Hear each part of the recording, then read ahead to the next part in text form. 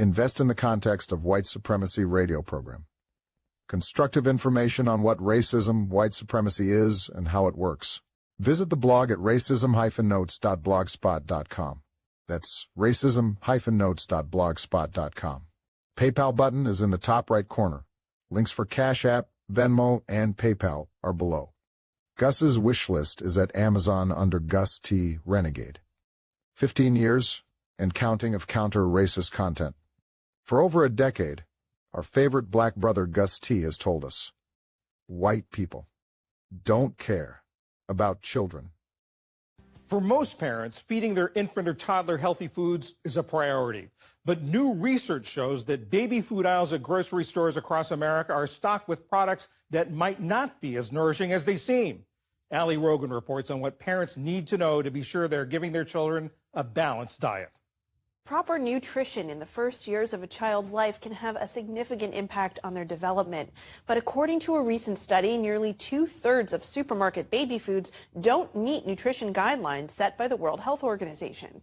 Researchers at the George Institute for Global Health found that 60% of the 651 products they reviewed either failed to meet protein and calorie recommendations or have too much sugar and sodium. Jill Castle is a pediatric nutritionist and dietitian. She's also the author of Kids Thrive at Every Size. Jill, thank you so much for being here. We mentioned that this study looked at foods for children ages 6 months to 3 years. Why is nutrition in that window of time so crucial? So there's several reasons. Number one, brain development is happening at quite a good pace, and that's a nutrient-dependent process. And so we want young children to have a nutrient-rich diet. The other thing that's happening is that children are developing their flavor preferences and their food preferences. And so we know if they're eating lots of sweet foods or salty foods, they're going to prefer those later on. So we really want to have that nutrient-rich diet and foods that are going to nurture their flavor and food preferences down the road.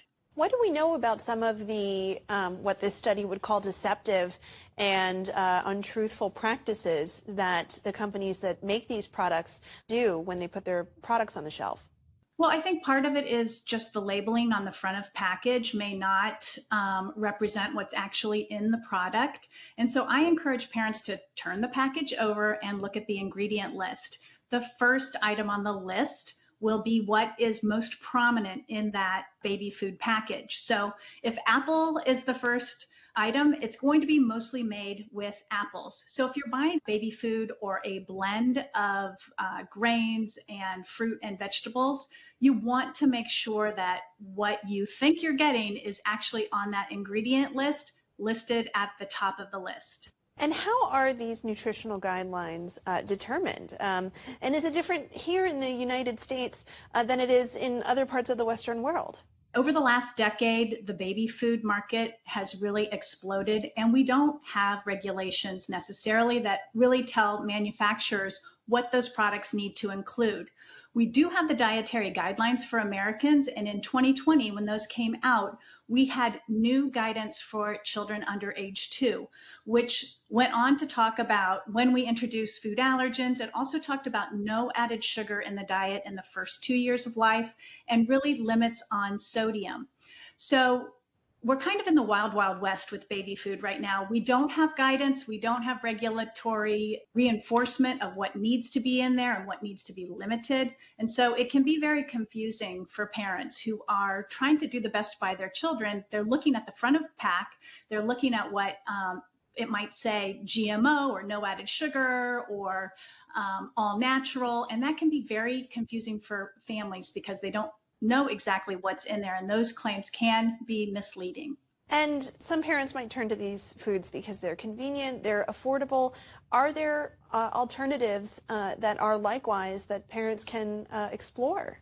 Sure. I mean, single ingredient baby foods are just going to have that one ingredient. So for example, carrots or peas, those are a great place to start. They may not have the type of texture as your baby gets older that you're going to want to expose them to, but you can make your own mixes with single ingredient food. For example, maybe you take oatmeal, carrots, and green beans and you mix it together. The other thing that parents can do is fork mash easy foods like avocado, banana, boil a sweet potato and fork mash that. You can thin that with a little infant formula or breast milk. And then the other thing parents can do is use a baby-led weaning approach where they can use finger foods for children, or a hybrid approach where you're using both baby food and age-appropriate sized whole foods for your baby. What about for parents who live in places where fresh food might not be as readily available, food deserts where supermarkets are sparse? What are their options? So if families are economically challenged, there's a great program called the Women, Infants, and Children Program, or WIC, and that program is designed for mothers and children under the age of 5. They provide education, food sources, access to nutritious foods for children under the age of 5. And what advice do you have for parents who might be looking to change course? They might have read these studies and found that what they're feeding their baby isn't as nutritious as what they thought. What would be your advice for those parents? I would say don't panic. There are lots of foods out there. There are brands out there that are doing a good job, although these brands weren't highlighted in the article. But I would say, you can always talk to a registered dietitian or your pediatrician and ask for guidance, but don't panic. Variety is really the key, and looking for foods that are going to be rich in nutrients to help nurture your baby's relationship with food, their growth and development, and their flavor preferences. Jill Castle, pediatric nutritionist and dietitian, and the author of Kids Thrive at Every Size. Thank you so much for joining us. You're so welcome. And it was hot. It was so hot. It was like 95, 100 degrees in the shade. The wind never blew. And they say that New Orleans has humidity down there, which kind of cools us off. That's bullshit. It was death heat. Inside the convention center was so stifling hot, people tried to stay outside. Hot as hell. 100-something degrees. It's hot. It was very, very hot at that time. It was 97, 98 degrees. It was hot. The heat radiating off of the highway at night was intensely hot. It's hot as hell. That was the worst summer. I mean, there was that heat was ridiculous. Man, it was hot as heck in here. It was beyond Africa heat. If Africa heat was anything like that, like I said before, and I'll say it again, they keep saying go back to Africa. Hell no. Tomorrow morning is the autumnal equinox, the official end to a summer that's been the hottest on record. A recent report from UNICEF says that around the world, nearly 500 million children live in places where there have been at least twice the number of 95-degree or more days than there were in the 1960s. The report says extreme heat creates health concerns for children and for pregnant women. It increases the likelihood of stillbirths, babies with low birth weight, and premature births. Lily Caprani is UNICEF's Chief of Global Advocacy. Lily, are there places in the world where this problem is especially pronounced? Well, as you've said, this has been the hottest summer on record, and that's affected every country in the world, including in the United States, in Western Europe. But there are some countries that have had it particularly bad. Some of the countries in West and Central Africa that UNICEF has been studying and researching the temperatures of have had as many as 4 whole months back to back of extremely hot days over 95 degrees Fahrenheit. Children who are living through extreme heat for a huge portion of the year now, but it's affecting every country in the world. And what are the effects that we see, especially in children? What effects show up? Yeah, the reason UNICEF is worried about this, we're the UN Children's Agency, we see that children all over the world are really struggling with the extreme heat. I mean, it affects all of us. It affects older people and young people especially badly. For young children, especially very young babies and infants, their bodies are particularly vulnerable to the effect of heat stress because they're not just like little adults. Their bodies work differently. They get hotter more quickly. It takes more for them to try and cool their bodies down. Anyone who's held a baby in their arms will know their hearts beat twice as fast, they breathe more quickly, they tend not to be able to sweat very well. And all of these things add up to making them quite vulnerable to the effect of extreme heat, and it can attack their body much more quickly. So it's a worry for anyone who's a parent, a grandparent, someone who's looking after children in healthcare facilities, that this kind of extreme heat poses a significant threat to the health of young children. And as we pointed out in the introduction, it was also in your report, this also has effect on pregnant women. What affects them particularly about this? Yeah, extreme heat, when you're exposed over time as a pregnant woman, is actually associated with lower birth weights, premature births, can really affect the health of a pregnancy. That affects the mother and, of course, the young unborn baby, especially if they're born preterm. So there's a lot of associated risks with being exposed to extreme heat. And we know it's happening more often. These periods of extreme heat are lasting for longer, and they're getting more and more intense as each year goes by. Does this also have an effect on food production, on drought that affects children? Yeah, when we think about extreme heat and heat stress, the first obvious thought is about your health, your physical health, but actually the knock-on effects are much broader than that, especially for children. So if there's very extremely hot days for a long period, it can affect their schooling. Can they concentrate? Is it too hot to learn?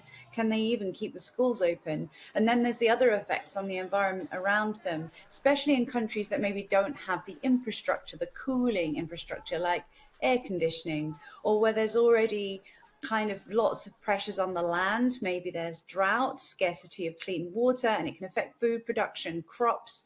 And that has a big knock-on effect on children's, not just their learning and their health, but their diets and their prospects for the future. You talk about infrastructure. We think of the United States as being an advanced, wealthy nation, but you say this is also affecting children here in the United States. We know that the planet is warming and it doesn't respect borders, right? So every country is having more heat waves every year. It's getting hotter and hotter, and the United States is affected. We know actually that at least half of the children in the United States are experiencing double the number of heat waves compared to what their grandparents' generation lived through.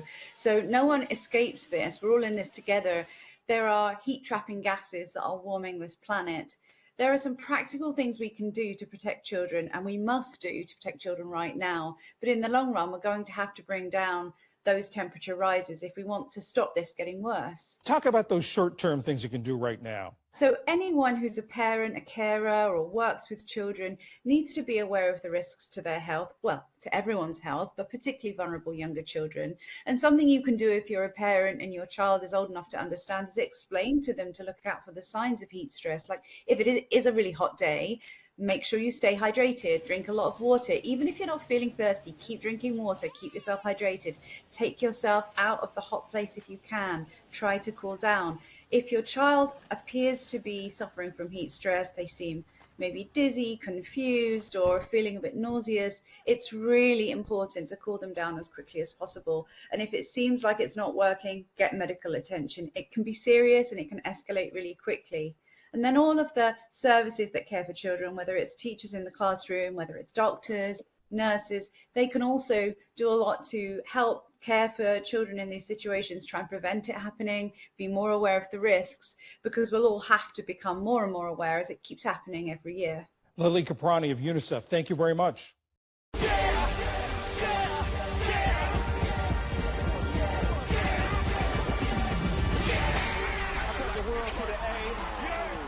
The world to the A, babe. I took the world to the A. I took the world to the A, babe. Sunday marked the 118th, I don't like the word anniversary, but we'll say it marks when a horrific part of Atlanta's history took place, the Atlanta Race Massacre. And over 4 days, thousands of white residents filled downtown Atlanta, destroying homes and businesses in the city's black neighborhoods. History, we don't know the exact number, but we do know that at least 25 black Atlantans were killed and only 2 participants of the white mob were convicted. And we also know this: the months leading up to the massacre were shaped by misinformation and the press. Sound familiar? Well, joining me now is Ann Hill-Bond. She's the chair of the Fulton County Remembrance Coalition and Atlanta-based journalist as well. She's also been helping to organize a week's worth of programming for remembering the Atlanta Race Massacre. Welcome back to Closer Look. Hi. How are you? Doing all right. Let's back up for a moment, because still to this day, I remember covering this some years ago, and people just didn't know about the events of 1906. Are you still finding that some people were like, wow? Oh, yeah. We did a walk yesterday from 5 Points to Brownsville, current day, South Atlanta. And there was people there that was like, oh, I didn't know this. I didn't know this. I came because I did not know. Right. And there's people even in the, higher education world that are still learning about it. I think that it is one of the parts of Atlanta history, parts of American history that has not been completely studied or realized based on the way that it has been completely covered up, on, the next iteration of Atlanta was the city too busy to hate from that. So it's just a matter of not yet. And it hasn't been met with with Hollywood yet, right? So we know Tulsa became well known based on the fact that it was met with Hollywood. And then Rosewood as well. Yeah, and Rosewood was met with Hollywood. So it's one of those things, even in Atlanta right now, being one of the film hubs of the country, that still hasn't been elevated in that space. And then you consider what history we've been telling when I was little, when you were little, and then history that you just didn't know about. Yeah. Let's go back for folks who may not know about the Atlanta race massacre of 1906. What led up to this, Ann? What was Atlanta like? Ooh, Atlanta, it was a mixed space from what I have gathered. It was a mixed space. It was both white and black living here. It was an immigrant population living here on Auburn Avenue. And it was a place of commerce that we know it today, right? Atlanta, coming out of enslavement, it did not have a lot of enslaved people here. I think studies show roughly about 1,500 to 2,000 enslaved people within the city limits. The county was a lot different because the county was more, rural. So if you think of Georgia, you think of city and then you think of rural, right? You're talking about Fulton County. Fulton County, yes, Fulton County. So when you have the freed black people coming into Atlanta, you're thinking now you have, education institutes popping up. You have Morehouse, you have Spelman, you have Morris Brown, you have Clark University at the time that is now Clark College. You have Atlanta University. You have Mr. Lucky. Lucky Street is named after Mr. Lucky. You have Alfonso Herndon, you have David T. Howard, you have all of this essentially middle class and black elites. You have the porters with the trains coming on board and finding their space in history. So you have this space that you kind of see now, which you do see now, where black people are making space for themselves, good, bad, or ugly. And then let's talk about what the media landscape was like. Obviously, papers were, the huge, that was the way people got the information. But as you and I both know, and listeners may or may not know this, back then, news outlets weren't exactly, fair.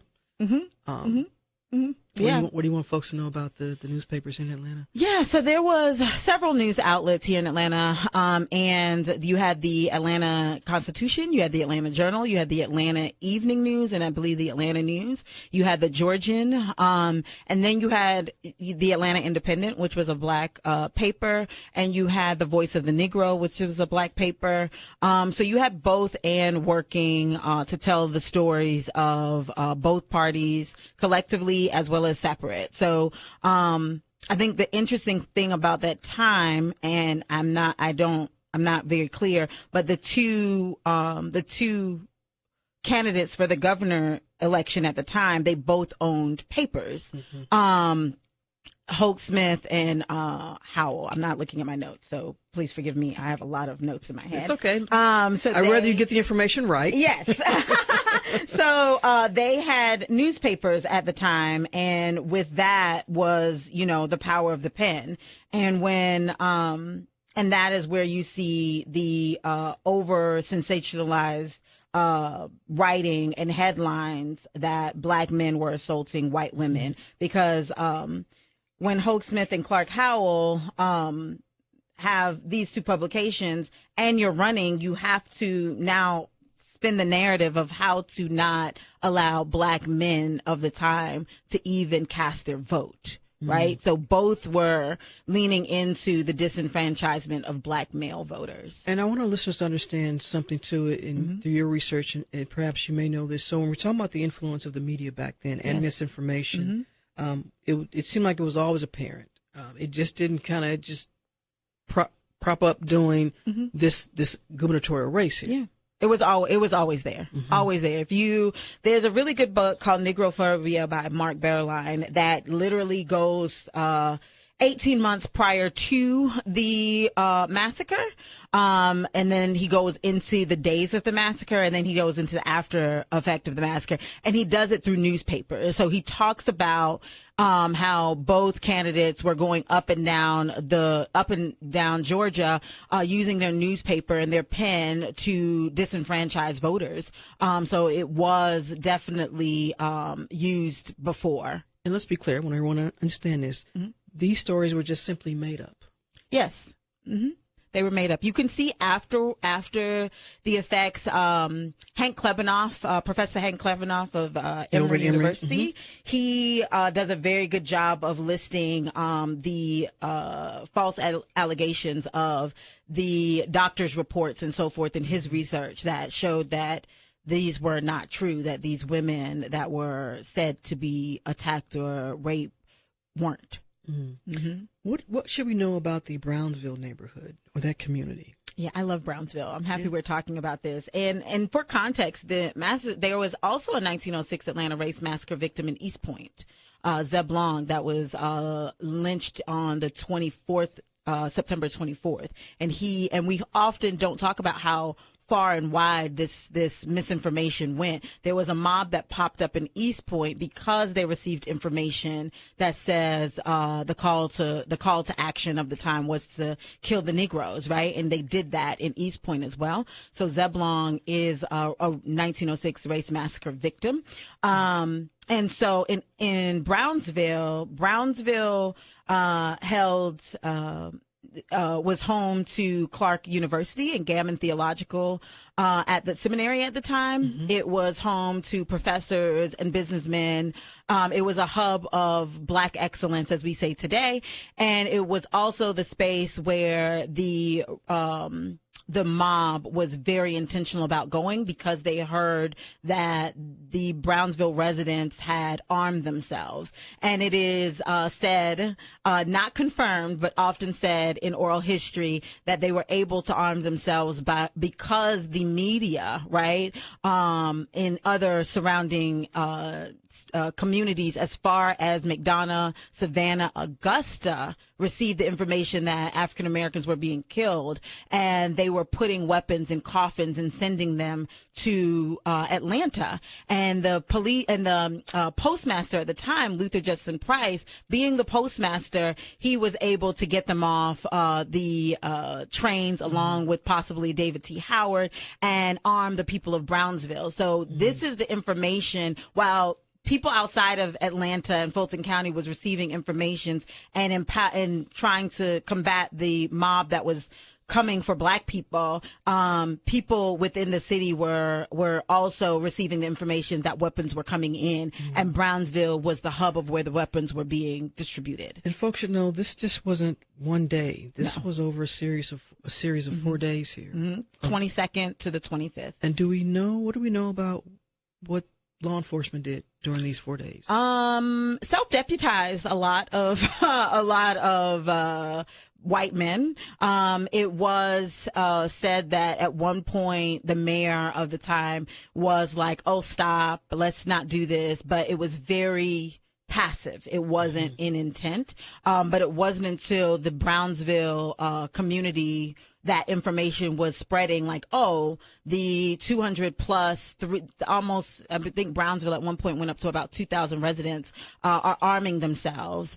It wasn't until then that the state militia was called in to disarm the Black residents of Brownsville. But that's when it clashed. That's when if you know where Carver High School is today, on McDonough and Jonesboro Road, that's when it clashed, and an officer was killed, and Alex Walker was convicted, but then released for that killing of Officer Hurd, when the white elite at the time said, wait a minute, we can't move any further. And I believe there are some descendants of Walker that have in the past talked about maybe grandchildren? Yeah, granddaughters, the Walker sisters, yes. If you're just joining me, I'm in conversation with Ann Hill Bond. She's the chair of the Fulton County Remembrance Coalition. and Atlanta-based journalist. And we're also talking about a week's worth of programming for remembering the Atlanta Race Massacre. I want to shift for a moment because, Ann, this idea of the media dispelling lies. Yes. We call it misinformation, but let's just be really clear sometimes about what it is. It's lies, and it's intentional. Yes. We see this. We've been seeing this. It didn't stop after 1906. No. It has happened throughout our nation's history. But now with technology, because we have social media and folks that get their news from X or TikTok or whatever, as a journalist, and I know that is concerning for you because it's hard to do what we do to be credible journalists when we're up against that. Yes. It is. You still see that today. Yeah, for sure. You see it today. I think one of the things that I lean into as a journalist is I lean into my community, right? I lean into what are they saying in community knowledge. I often say community knowledge is not a line item on anybody's budget list, right? But the community knows what's happening and the community knows the truth. And you can see that case in point in independent press, really, because they're boots on the ground. They're the ones that people are calling to give their side of the story, and they don't have any reason for clickbait, right? Like they are just wanting, a fair opportunity to share their story and to share what's happening with them. So I lean into independent media like WABE and others, right? That lean into community as the source. And the camaraderie that is built when you put community and humans at the center of your reporting and not just what is being told to you, going out and asking the questions in the impacted neighborhoods, the impacted people. And then you can see, well, what is the truth? And you can shift through that. So when you see something online, it is imperative for you to go and speak to the community that is being talked about in that space. And we see it now in where we are in the world about the impacted persons or communities being talked about. But when you go and talk to these communities, they're like, no, that's not true. That's not happening. And their voice comes. Yeah. The research. All you got to do is research, folks. Research. It's another conversation, but our dear Janet Jackson might need to do some research. That's all. Just send me your emails. Y'all know I love Janet. That's my girl, but yes, I need Janet to do some research. Absolutely. If you don't know what I'm talking about, just Google. That's all I'm saying. Just do your research. Do your research. Talk to them, and make sure you have people that are informed around you too. Like that goes back to that community part. Like being in community, being in partnership, not just being extractive. And I think a lot of the misinformation is extractive journalism. And when you think about what you're all going to be doing this week-long remembrance that you helped organize, what can folks learn, and where can they go to learn more about this? Yeah, 1906 AtlantaRaceMassacre.org. The National Center for Civil and Human Rights is also a partner, and Equitable Dinners is also a partner in this. What you are going to learn is you're going to learn that this is still being researched and developed, and we need everybody's collective memory to really make sure that this is a story that is told in truth and told holistically, because we are it's funny because I woke up today and I was looking through my research and I pulled out a paper that Yale had about that time with J. Max Barber, who was a journalist, right? And I'm looking at his documentation about what happened, and he was ran out of town for saying the correct thing of what happened, right? Of calling out the newspapers and the editors. And so just understanding that when you come to these events that are happening, you're going to, one, hear the names of the victims, but you're also going to hear the survival stories. You're going to hear the how racial terror still shows up today in law and order, and you're also going to be able to walk in some of the spaces that these victims and survivors have walked, and also going to Southview, Atlanta, where they are laid to rest, and understanding the history that is there. So all the connectivity, you're going to be able to experience it in different formats to be able to start your road of storytelling and truth telling. research folks and understand your history. Yes. Atlanta-based journalist Ann Hill Bond, also the chair of the Fulton County Remembrance Coalition. As always, thank you for coming in, taking time. Really appreciate it. And again, that website, folks want to learn more information. Sure. It's 1906AtlantaRaceMassacre.org. Thank you so much. Thank you. Appreciate it. Billie Holiday, I sing your blues. Bet your life against me and I swear to God you'll lose it. Motherfuck the cops, we still singing for St. Louis. Motherfuck the cops, we still singing for St. Louis. Motherfuck the cops, we still singing for St. Louis. The St. Louis Reparations Commission is coming to an end. Members will present a draft of its harm report to residents on Monday. Over the past year and a half, St. Louis Public Radio's Andrea Henderson has reported on the Commission's work and residents' demand for cash payouts as restitution for years of racism. My name is Antoine Donaldson. I want to address the idea of using zero-interest loans, housing programs, increased access to health care, and free college as forms of reparations for the historical injustices faced by Black Americans. My name is Anthony Johnson, and I reside from the Academy Sherman Park neighborhood. We need direct cash payments into our bank accounts for the whole family. I'm demanding $500,000 a person. Small and large crowds of Black people attended 13 monthly in-person or virtual St. Louis Reparations Commission meetings since April 2023. In total, 109 residents testified about generations of housing, employment, and education injustice in St. Louis. Lifelong Black St. Louisans who have lived through segregation and redlining are demanding monetary payouts to help remedy the lifetime effects of racism. The 8-member commission will present its 100-page harm report to residents on September 30th at its final meeting. The draft report will include personal narratives, the history of housing injustice, the impact of police brutality, and environmental harms. The commission plans to get feedback from the community and present its final report and recommendations for repayment to St. Louis Mayor Tishaura Jones the first week of October. Okay, so this is Academy. Realtor Rhonda Jones testified at a commission meeting last year about housing disparities. One afternoon, Jones drove me and her cat Winston around her Academy Sherman Park neighborhood and other parts of North St. Louis. This neighborhood has been a part of my family for 70 years. And it is a wonderful, thriving neighborhood with a very close-knit community. Most of the Victorian-style homes on her block are in pretty good shape for being 100 years old or older, and many of them are renovated on the inside.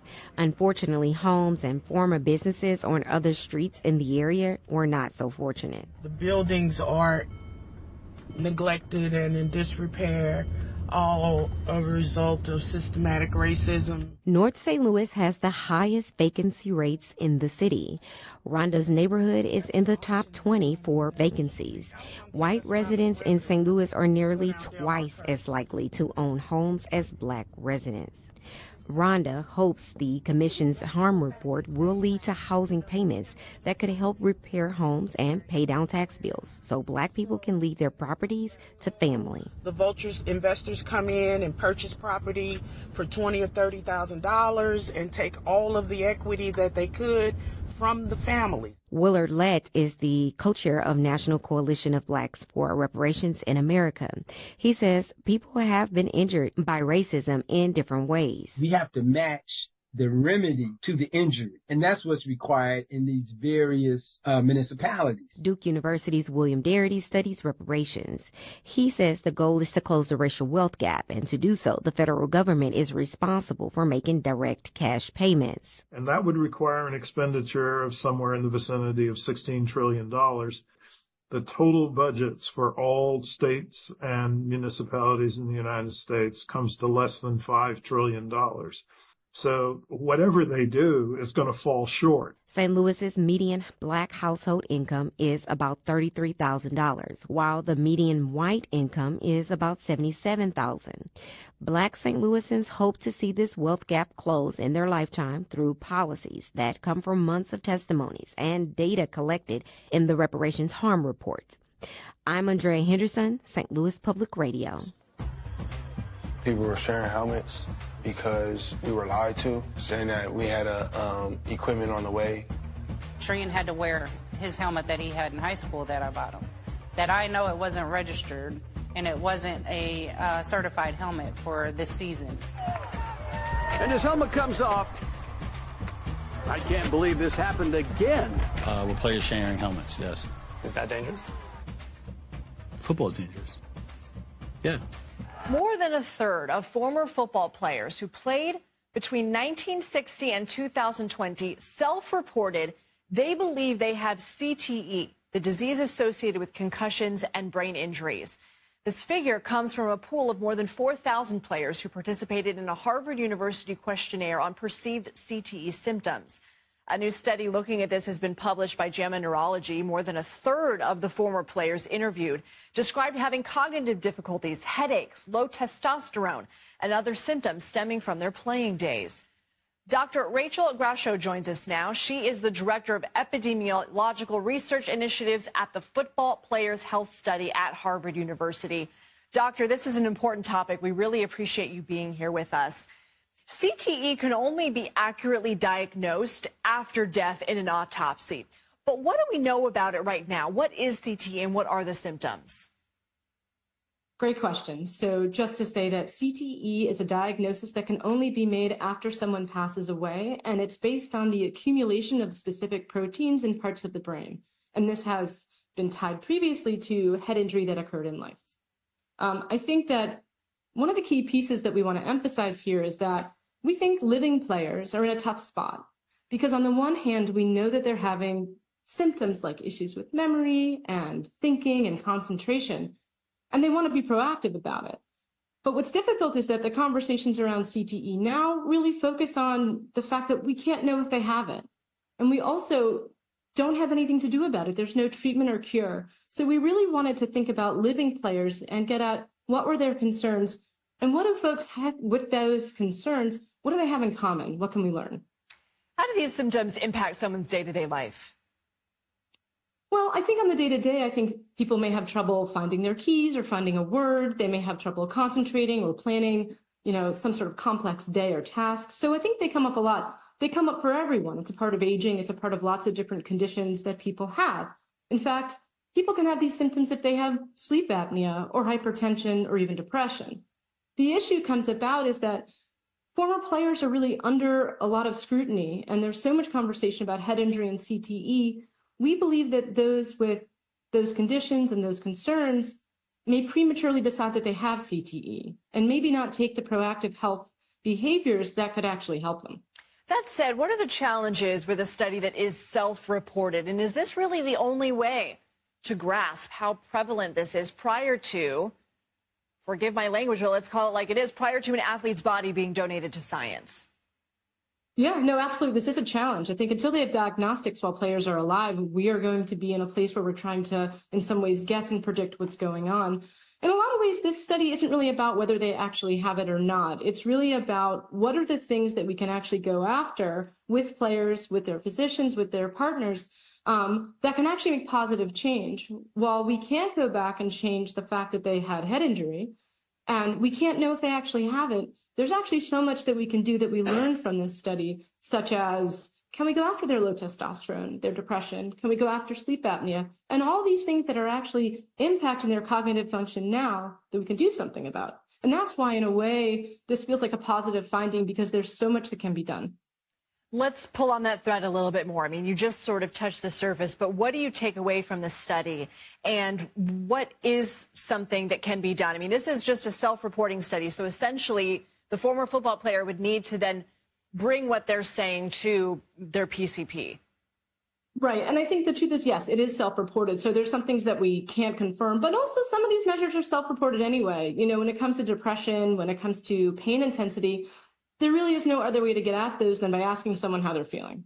What we're hoping is that players, instead of feeling hopeless or, unable to do anything, that they're going to bring some of these questions to their physicians. They'll talk to their partners. about different steps they could take. Has their blood pressure been checked? Do they know that their blood sugar is under control? All of those pieces feed into the full body. You know, we feel at this point that a lot of the focus on football player health is focused on the neck up. And what we're trying to say is there's a whole body system that's involved in how a player feels and thinks, such as their sleep, such as their pain. Are they taking opioids? Are they depressed? All of those pieces, I think, are at play when we think about how players are feeling. And the concern is that if they're not feeling well, they'll prematurely assume that it's CTE and not take some positive health, some positive health chances and conversations that could really help them. Dr. Rachel Grasho, this is so important. We really appreciate you taking some time for us. We hope you'll come back. Thank you so much. Medical apartheid, the dark history of medical experimentation on Black Americans from colonial times to the present. I'm a guinea pig. I let companies test medications on me in exchange for money. That's Franco. It's not his real name, but CBC has agreed to keep his identity confidential because he could lose his livelihood. And as you heard, he makes his living mostly by getting paid to be in clinical drug trials. Franco lives in Canada and is one of thousands of people here and in the United States who make money this way. The very first time I remember being very afraid. I thought it was some kind of legal activity. I thought that my life may be at risk. I thought it was going to be some kind of a clinic in the back of an alley, and they may take my liver away. And I was very afraid. If I had any doubts, I was thinking, I need to pay my rent. The journalist Habiba Noshin has made a new documentary called Bodies for Rent, and it raises some big ethical questions about drug trials and the work that people like Franco do. Habiba joins me now. Habiba, good morning. Hi, Matt. He refers to himself as a guinea pig. Yeah. What does he do for money? So basically, before a drug can go on the market, before even it's tested on people who actually have a disease, to see if the medication works or not, we actually test it on people who are healthy to see if it's safe. And Franco is one of the thousands of people who take part in those drug trials to see if a drug that's going to be introduced to the market or potentially introduced is safe or not. And he basically, lets pharmaceutical companies put experimental medication in his body in exchange for money. And he says he can make more money doing this than working in a factory. Yeah. How much money can somebody make doing that? A lot, actually. A lot of money. Yeah. So we spent 2 years talking to people and following them with our colleagues at the Investigative Journalism Bureau. And our goal was to try to understand this hidden world, because not much is known about how they do this, why these people sign up for this. And what we learned was really astonishing, which was the pharmaceutical company would like you to believe that people are doing this because they care about science. They're donating their time, or volunteering is how they like to put it. You can help somebody else by helping yourself. Exactly. Yeah. But when you talk to these people, what becomes really obvious is nobody that we spoke to told us that they're doing this because they want to advance science. They're doing this because they're often people who are living on the margins of society, and this is a way that they can make money. Even getting a minimum wage job for someone like Franco that he can sustain full time, he's having a hard time with that. He said he can't get enough hours. It's not enough to pay rent. And what people have learned along the way is their body is something that they can leverage to make money and make ends meet. And again, studies like this, you might see the advertisements if you're in Toronto. Sometimes they're advertised on the subway, for example, and you can make upwards of $20,000. Yeah, the highest we found with Franco was more than $20,000 that he could make. In the U.S., we found one of the subjects we were following. He did one that was for $30,000 over a course of 2 months. Most are the ones that Franco was doing was, that he did one for $2,700 for something like 7 days. So what are the lengths that he goes to be accepted into these sorts of trials? Because it's competitive in some ways to get into a trial like this. Yeah. So before you can get into a trial, you do something called a screening. And these participants want to make sure that their body is seen as healthiest as it can be. And one of the ways that that's judged is by your weight. And Franco, for example, tells us that he really struggles with his weight, as many people do. And some of the things he says he does is there's a Chinese tea that he takes, and you can drink that tea for a couple of days, get extreme diarrhea. That's how he brings his weight down to qualify. And some of the extreme things he does, he says he's taken meth. You do 2-3 days of meth, and he says that's a drug of choice for a lot of people trying to drop weight for drug trials because it only stays in your system for less than 4 days. Once he meets that threshold, what happens when you're in the trial is something else entirely. Here's Franco describing what a typical kind of trial would feel like. There's cameras inside everywhere except inside of the bathrooms and inside of the sleeping area. So you're always under surveillance. You have to finish all the food that they're serving to you. Then you take the pill. Then they ask you for a mouth search. So you open your mouth. They say your tongue, and somebody comes with a flashlight and they check to make sure that you're not hiding the pill. Then they're going to start taking blood from me. I have studied that they take blood from me like 15 times throughout the day.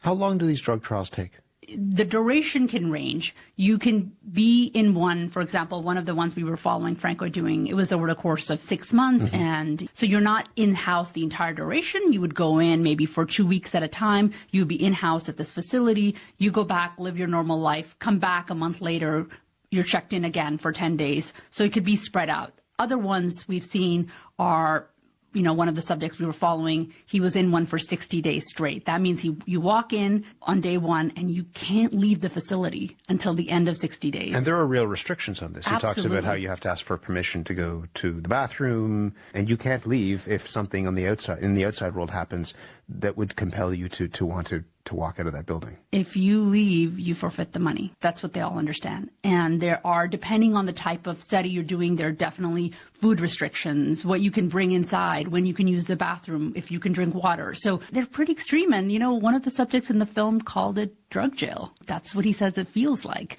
Which is interesting because they used to test drugs on prisoners behind bars. Until the 1970s, both in Canada and the United States, we tested phase 1 drug trials on inmates. So we have a history of doing this on really vulnerable people. But when it moved out of prisons after the 1970s, we just basically moved to doing this on poor people and other people who are living on the margins of society and really need this money. One of the things that happens in the outside world, he tells the story, his girlfriend dies. Yeah. And he can't leave. I mean, he could have. Yeah. But he would have abandoned the money that he was trying to make. Yeah. The desperation of how much they need the money really comes through for me. And the humanity of these people, just, they're not doing this because they have all sorts of other options in life and they've just signed up for this because they think it'd be fun. This is a real way for a lot of people who are struggling in society to make ends meet, and to have to make the call if you want to leave a facility, if someone you love died. I mean, that's heartbreaking. People here in Canada, but also people in the United States. One of the other subjects in this film is an American, Rain, who talks about specifically choosing trials that pay the most.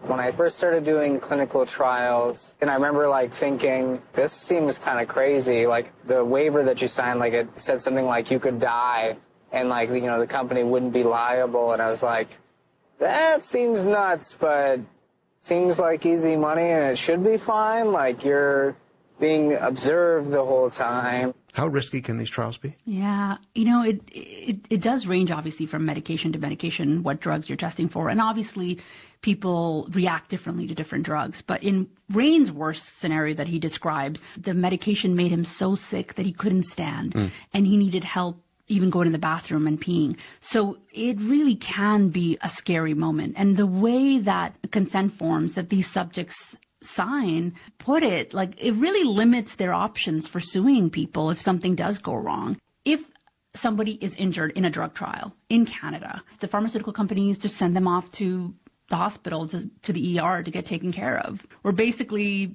have these for-profit companies testing on people, and when something goes wrong, it's really the public system that picks up the funding and provides health care for them. So that's a bit strange. I want to hear more about what it's like to be in that system. Here's Rain again.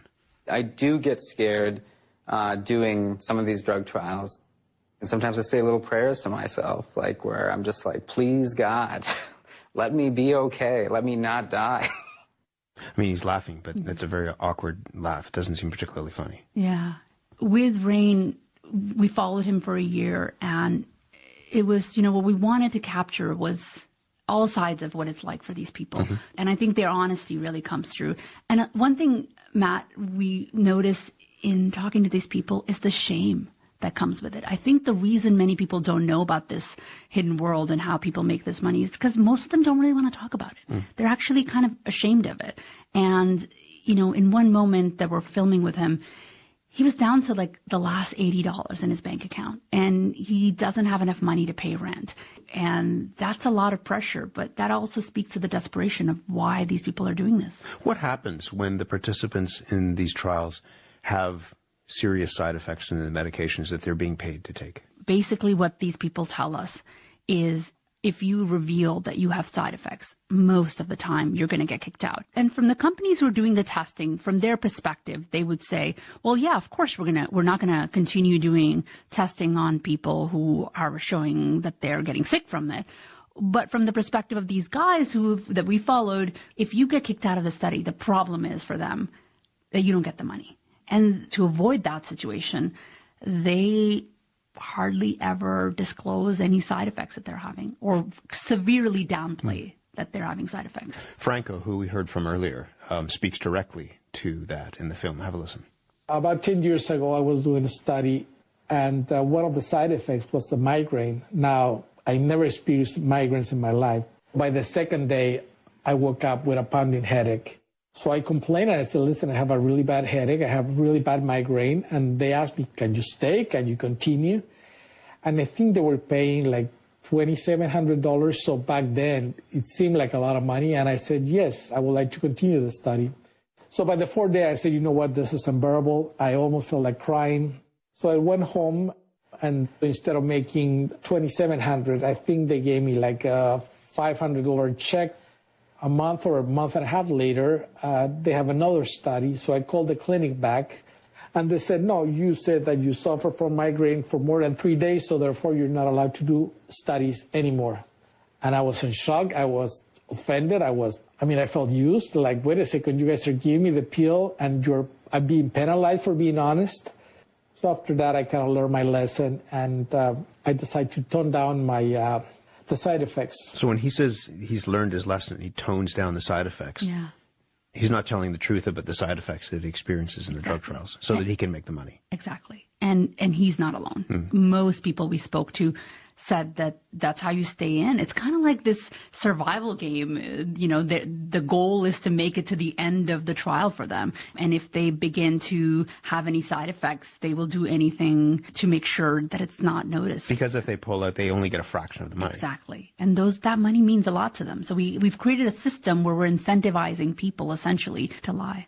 When these people have to leave a trial early, given everything that's at stake, what they are willing to put themselves through, but also the money that they're trying to get at the end of this, how difficult is it for them? Oh my God. Over the course of making this film, I got the most heartbreaking messages when a subject would get kicked out of a trial for, most often or not, it was because they got sick somehow. And they really see that as a personal failure. Like, you saw them get mad at themselves at first, say like, oh my God, I can't believe it. My stupid body, I got sick. They were relying on this money. They needed this money, and they feel like they failed somehow. I feel like a failure. I was supposed to use that money to live happily ever after, but I got sick. If something happened to the guinea pig, you get rid of it. This is really revealing into a part of the system and behind those ads that people might have seen that people may not know the details of. Habiba, thank you very much. Thank you.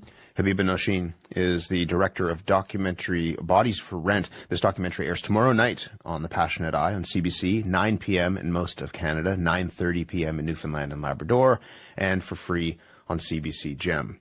Trudeau Lemons is a professor of health law and policy at the University of Toronto. He's been listening into our conversation and is also in studio with me. Trudeau, good morning to you. Good morning, Matt. What stands out to you about the people who are taking part in these trials and how they're treated? They refer to themselves as professional guinea pigs. One thing that I found striking with this powerful documentary is the fact that not much has changed. People have been talking about this 10 years ago, 15 years ago. We're no longer talking about prisoners, but we're talking about people who are marginalized, who are subject to structural, economic, social pressures.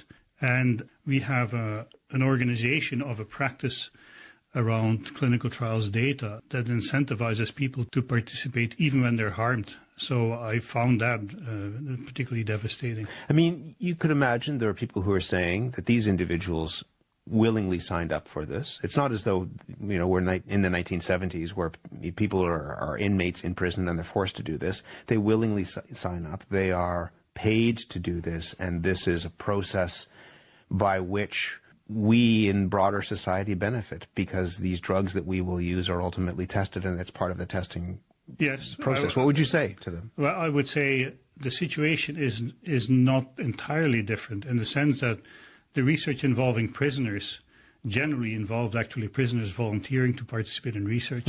When Justice Favre did an investigation for this for the Ontario government or medical associations, he actually received a letter of American prisoners who basically made the argument, we would like to give back to society as a form of redemption.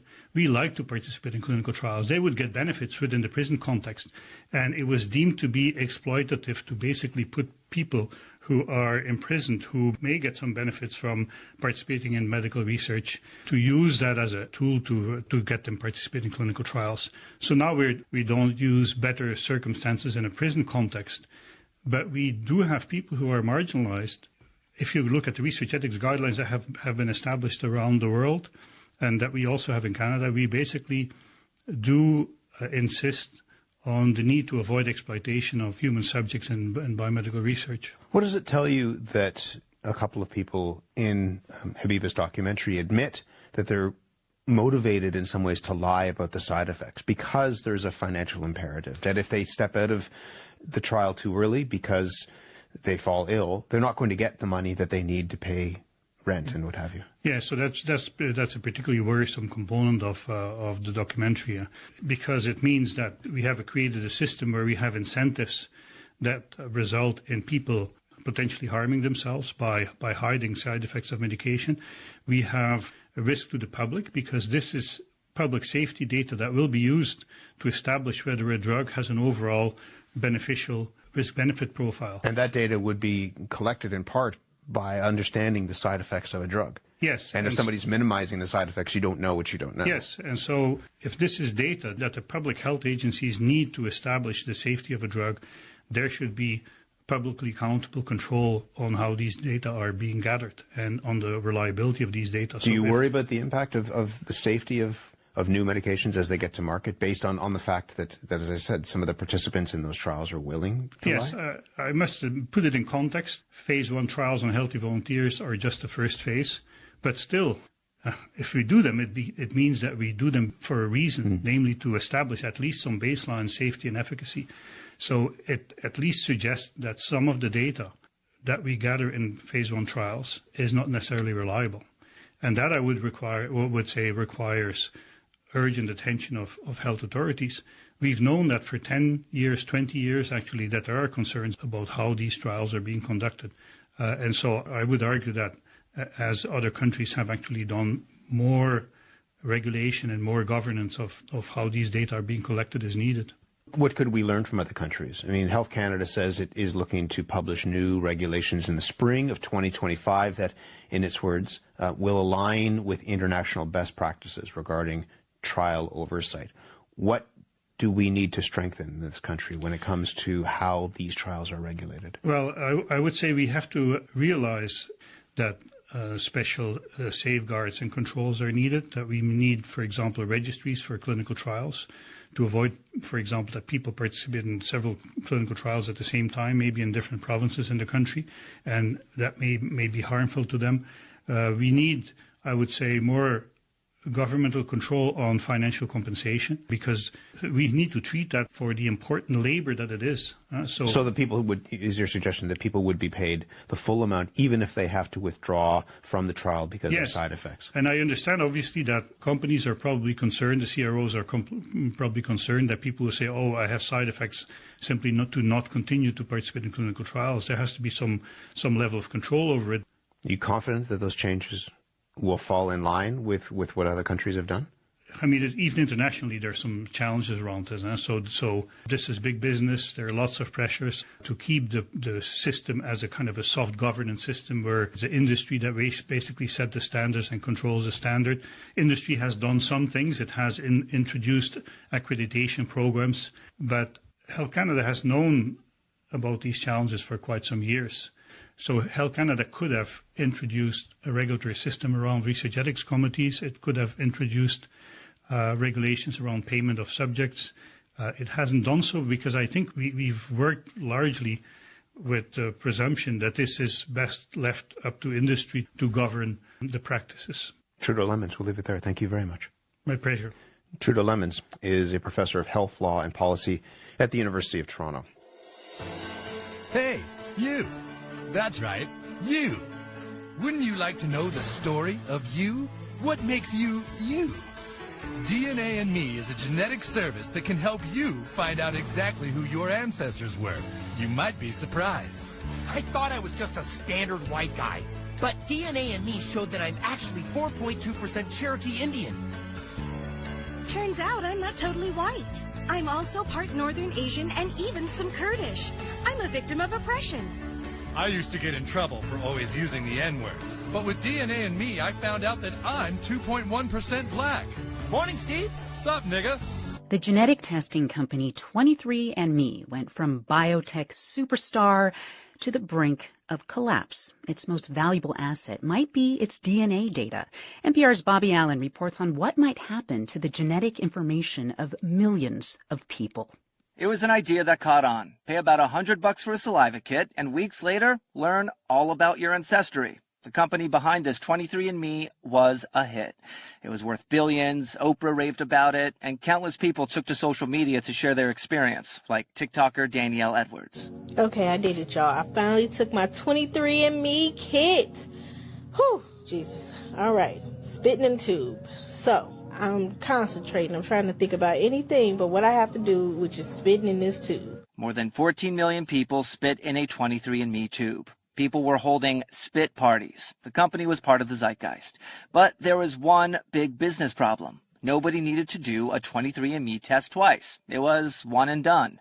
And now 23andMe's stock is worth pennies. Financial news networks like CNBC have been blaring the news. It has since lost 99.9% of its value from its $6 billion market cap peak. Then there were two other big blows. Last year, the company was hit with a major data breach of customer passwords. And last week, its entire board of directors resigned. Some analysts say 23andMe could go out of business by next year, which raises the question, what's going to happen with the genetic data it has from millions of people? Even if the company goes under, that data could change hands. That may surprise some customers. They might believe that the information is more protected than it actually is. That's Anya Price. She's a law professor at the University of Iowa's College of Law who focuses on genetic privacy. She says federal health privacy protections like HIPAA don't apply here, since 23andMe is outside of the healthcare realm.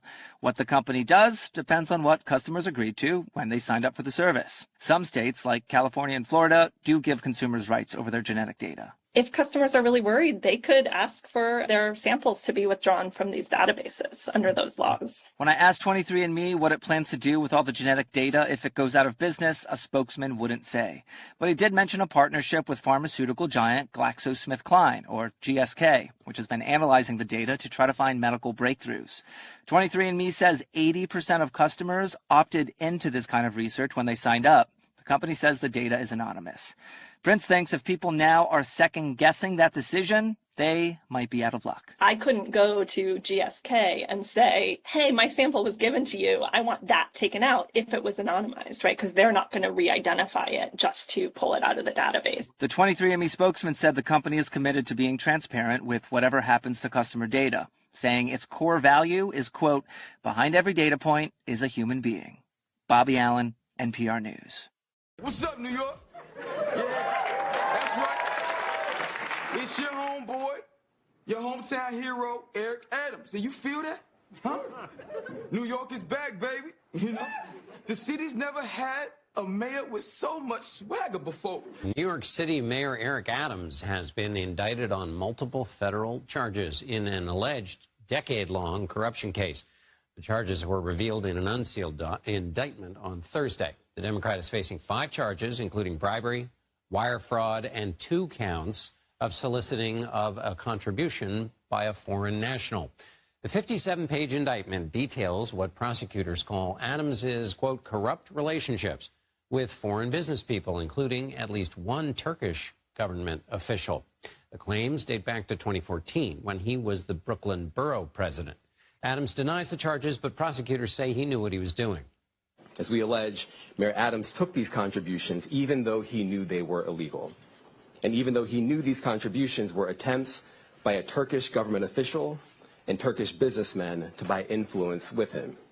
This is not surprising to us at all.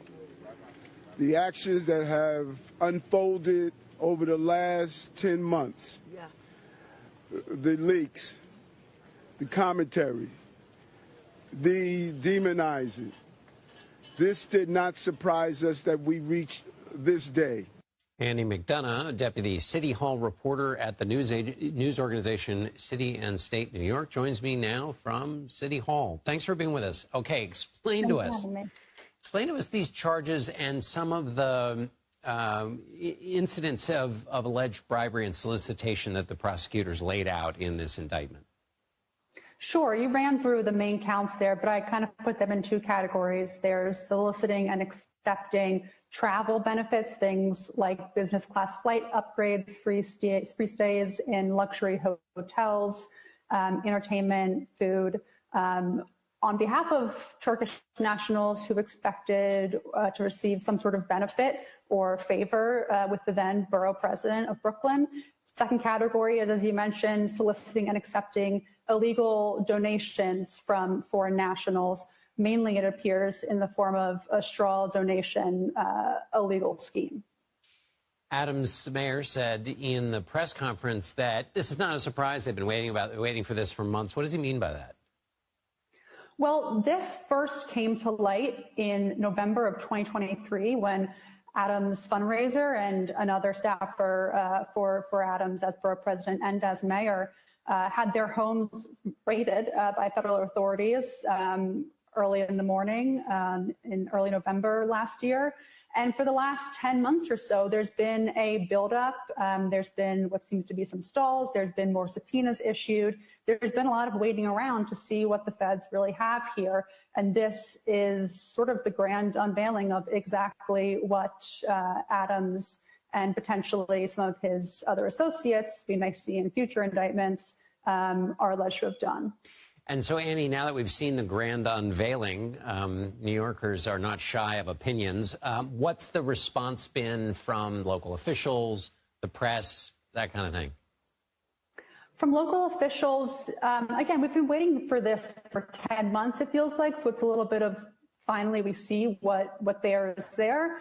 Local officials have not been kind. You know, it's not just the far left or progressives, people who Adams says have been against him since the beginning. It's more mainstream Democrats, it's moderates. Some are calling for his resignation already. Some are saying this looks very bad for the city and are sort of pointing in that direction, but stopping short of calling for the mayor to step down at this point. You know, there's some saying that, you know, he deserves to make his defense and make his case, but Adams has claimed, you know, in the last week or so as things started to ramp up, that people calling for his resignation are those who have been against him from the beginning of his mayoralty, you know, progressives. That is not the case anymore. It's really a wider breadth of people who are raising very public concerns about his fitness for office.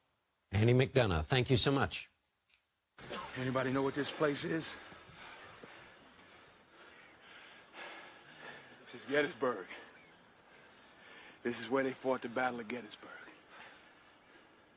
50,000 men died right here on this field, fighting the same fight that we're still fighting amongst ourselves today.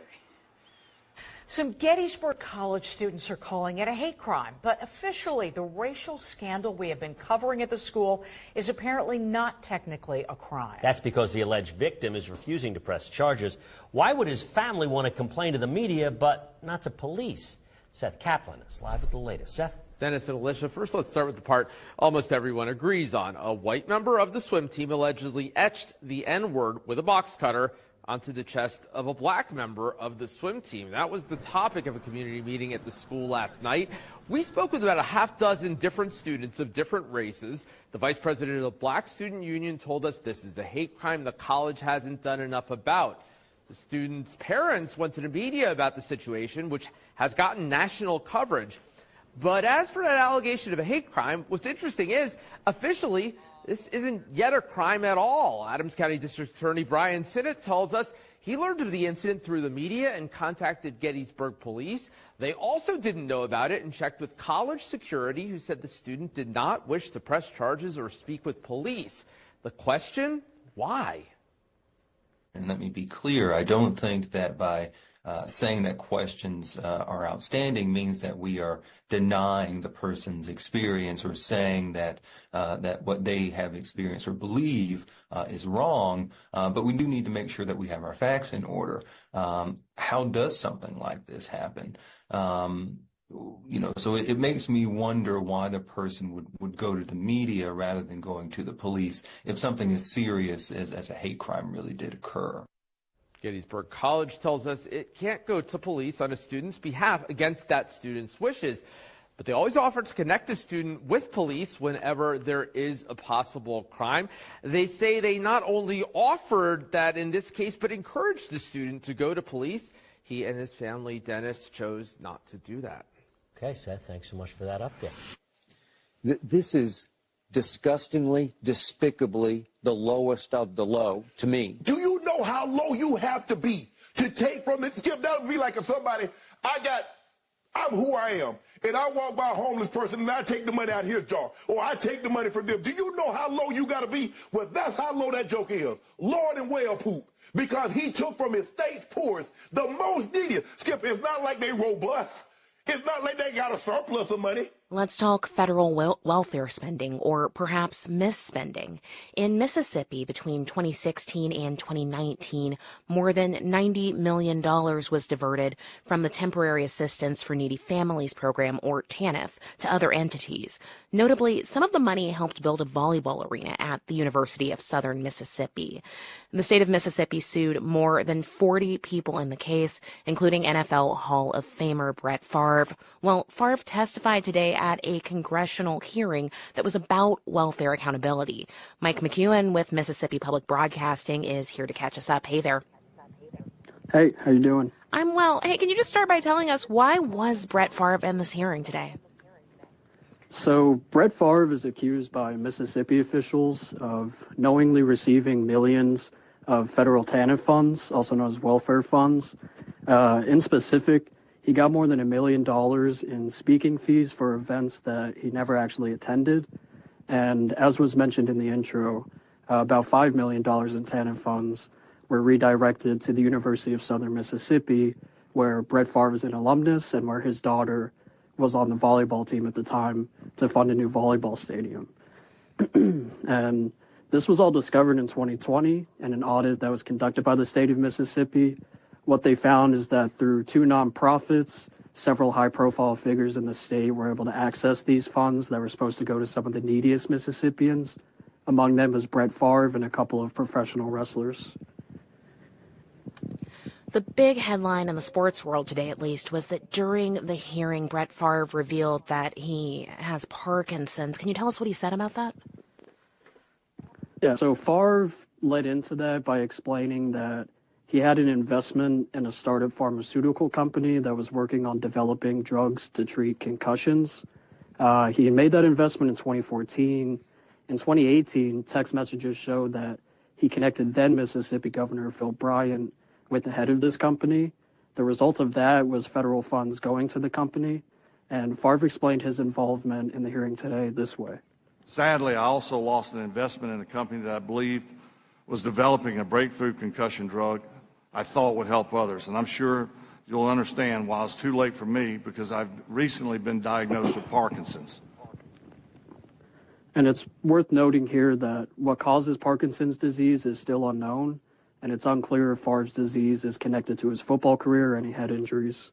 How did lawmakers today react to Favre's testimony? It was really varied on the committee. Several Republicans chose to use their time to joke with Favre about his NFL playing career, and they also did not fault him for any involvement in the case. Rather, they seemed more interested in what he thought needed to be done in order to safeguard welfare funds. On the other hand, Democratic members asked why the GOP-led committee even invited him, and they said he had no credentials or experience in the regulation of welfare funds at all. Quickly, I'll just note this case in Mississippi has been developing since it was revealed back in 2020. What's next? Well, at this time, Brett Favre doesn't face any criminal charges for his role in the scandal, but he is still required to pay more than $700,000 in interest back to the state. Mike McEwen with Mississippi Public Broadcasting. Thank you. You're welcome.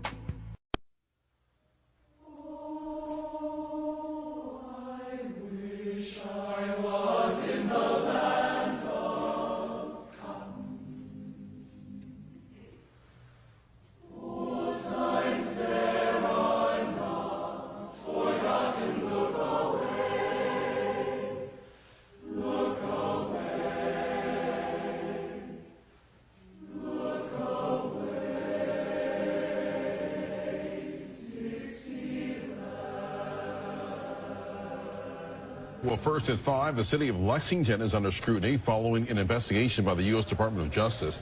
Officials described the findings within the Lexington Police Department as troubling. 12 News' Tia McKenzie has been following the story since the beginning and has details that key in on the next steps for the Holmes County community.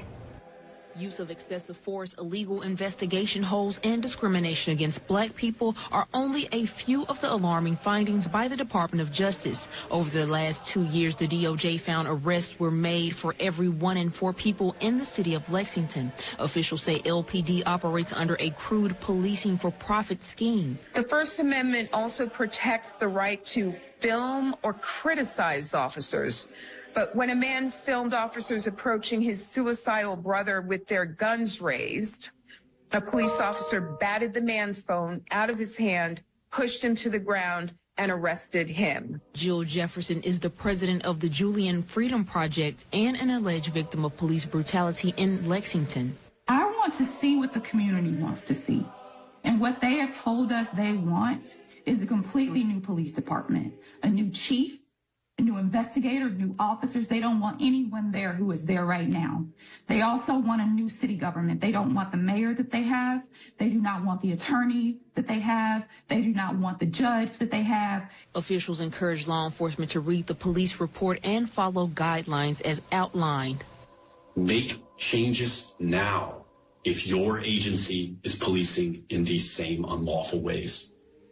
The city of Lexington cooperated in the department's investigation, and we hope that same cooperation continues as we move to the next step of negotiating ways the city can bring its policing practices into compliance with the law. Arrests made by LPD resulted in $1.7 million in outstanding fines for the small city. Tia McKenzie, 12 News.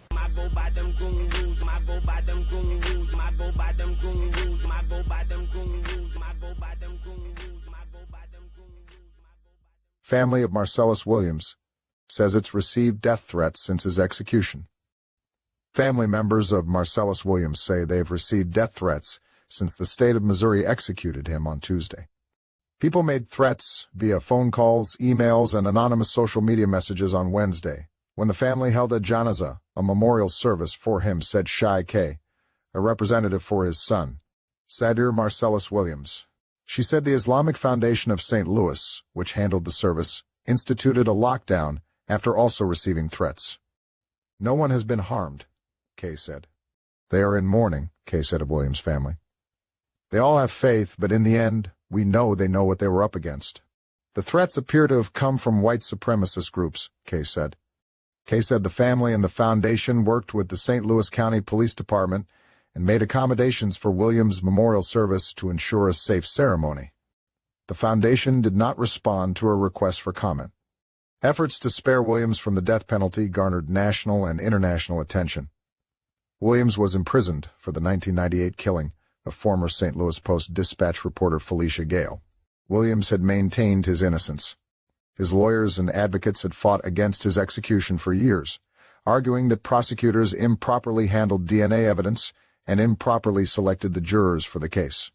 While some of Gale's belongings were found in Williams' possession, DNA evidence at the crime scene could not be linked to Williams. An ex-girlfriend of Williams reportedly attempted to recant her statement against him prior to her death.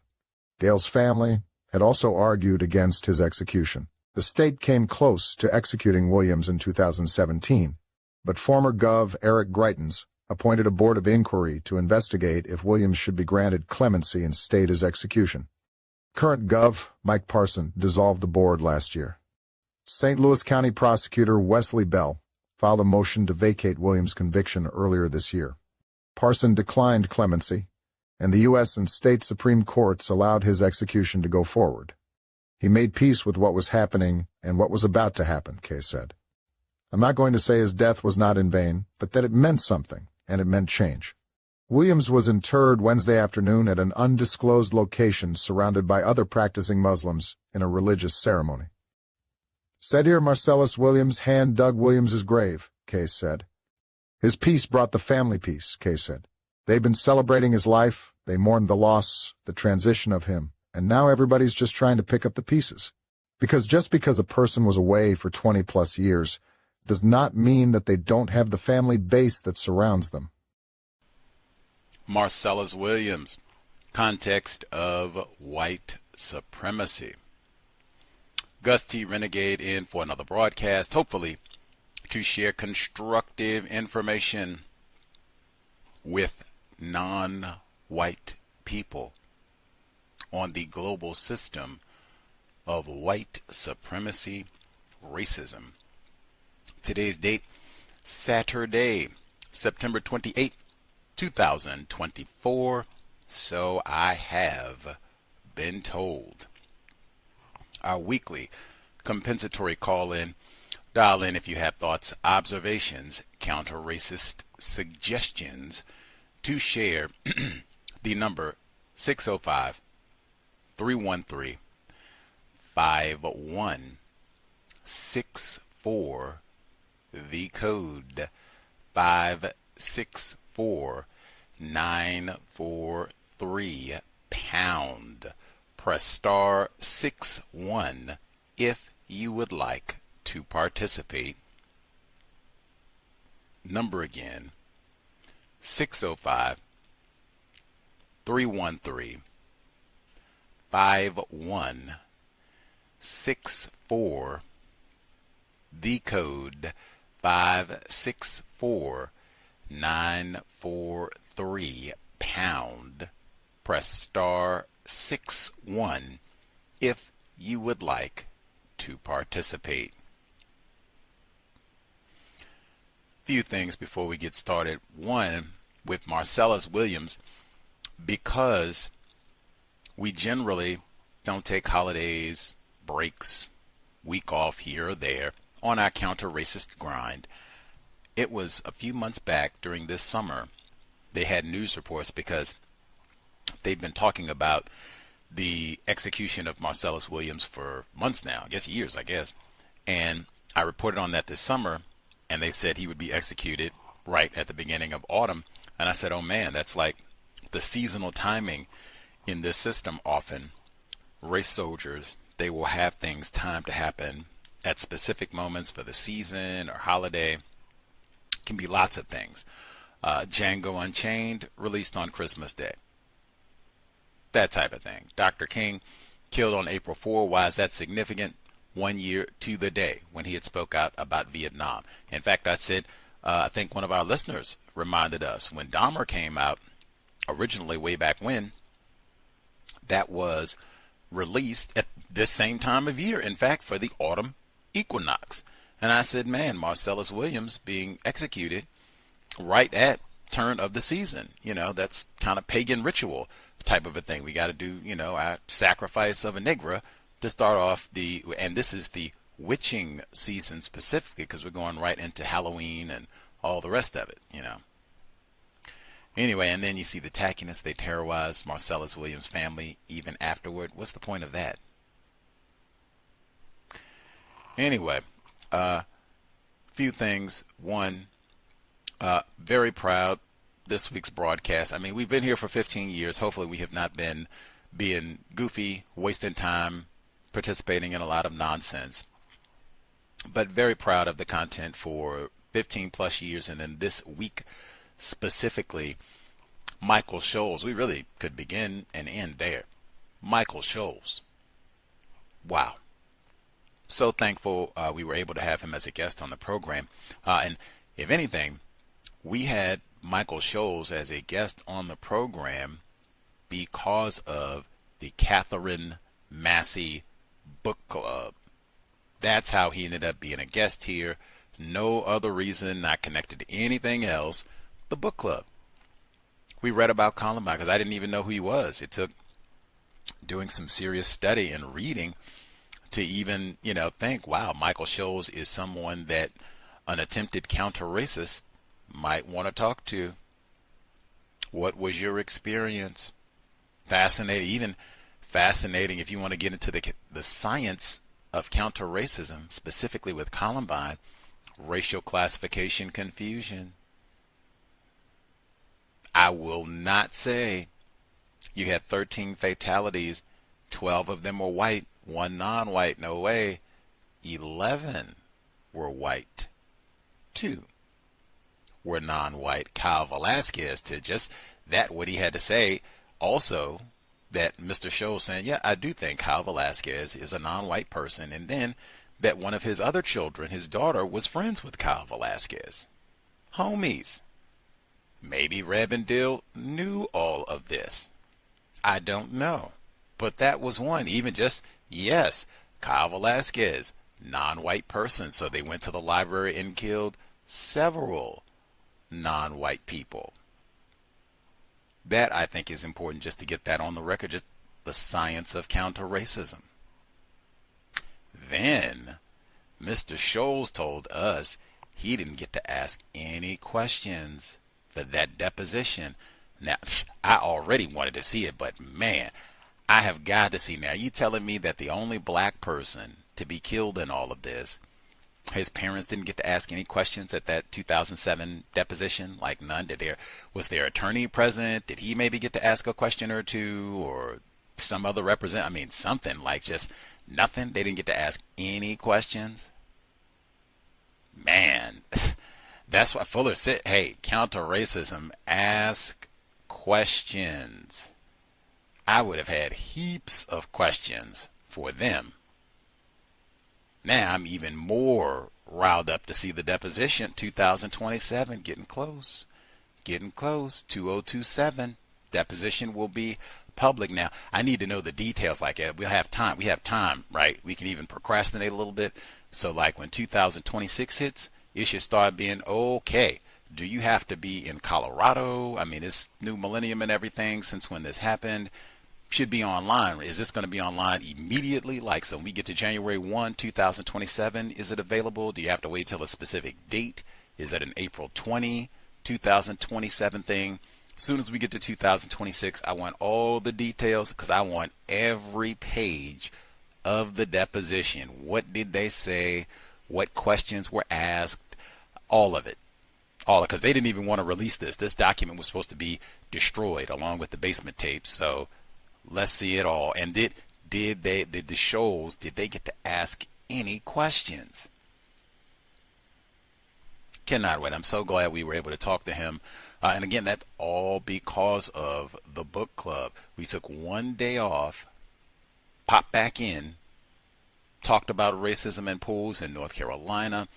We talked about pools. I've even made YouTube videos about pools and racism all over the world.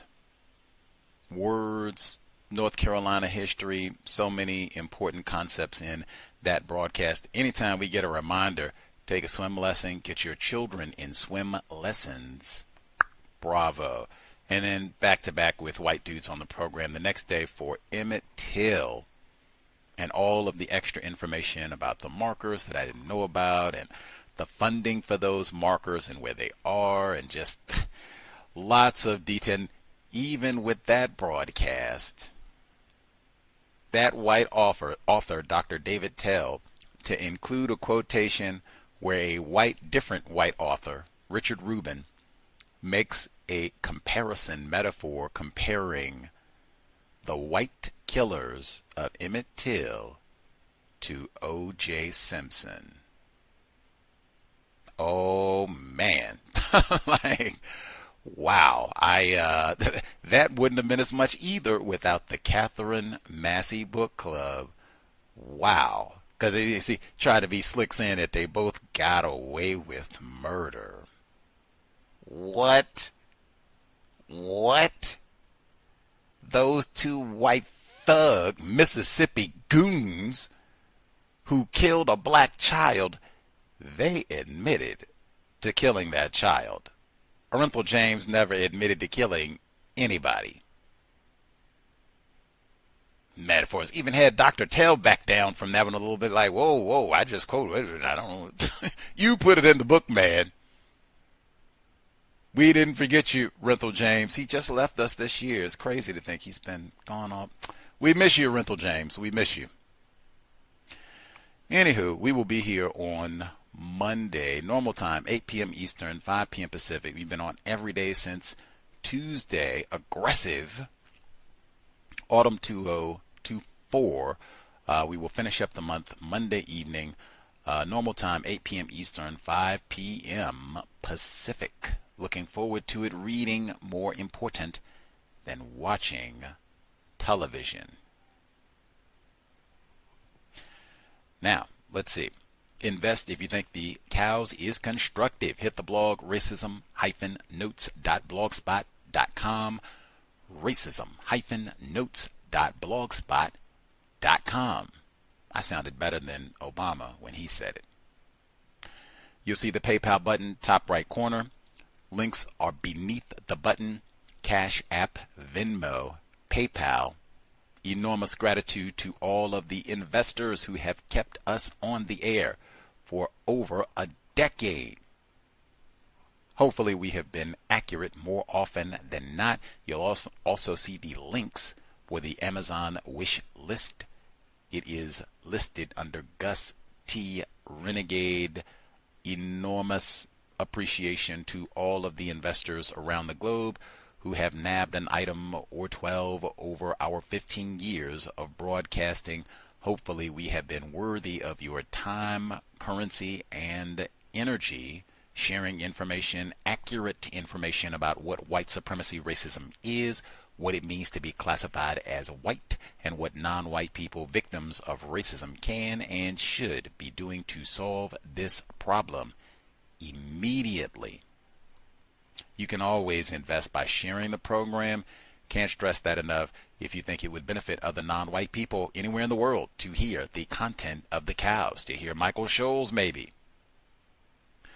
Let's see. News reports that we heard specifically from this week. That's 2 weeks in a row now. I did not play any reports about Diddy. We will have ample time, I am sure, to get to all of that, especially as we get closer to the trial. Maybe I'm caping for a black male. At least I can be open about that. Let's see. We started with the report, I thought importantly, about the lack of quality foods, baby foods, available in many of the supermarkets in this part of the world. Can't stress enough. We've done a number of programs about this, even read a number of books in the book club about this specifically. The best food for babies, newborns, breast milk. That is an enormous one. Way before you hit the bedroom. Views on breastfeeding? Committed to breastfeeding at least the first 2 years of birth. We learned in prenatal yoga treating, first 5 years is what is recommended by many health authorities for breastfeeding. First 5 years, breastfeeding. At least 2 years, breastfeeding. That would great. Now, it wouldn't totally eliminate it, but I mean, hey, whatever. They could have trash in the grocery store because we're breastfeeding. Now I get to do double. Wait a minute, can I do it? Do it the correct way. Do it the correct way. Woo.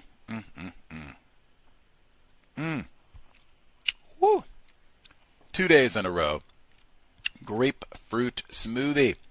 I had the option for the peach smoothie, but I'm sticking with grapefruit because it's so yum. That came out of the blender. They gave great specific details in the report. What are we going to do?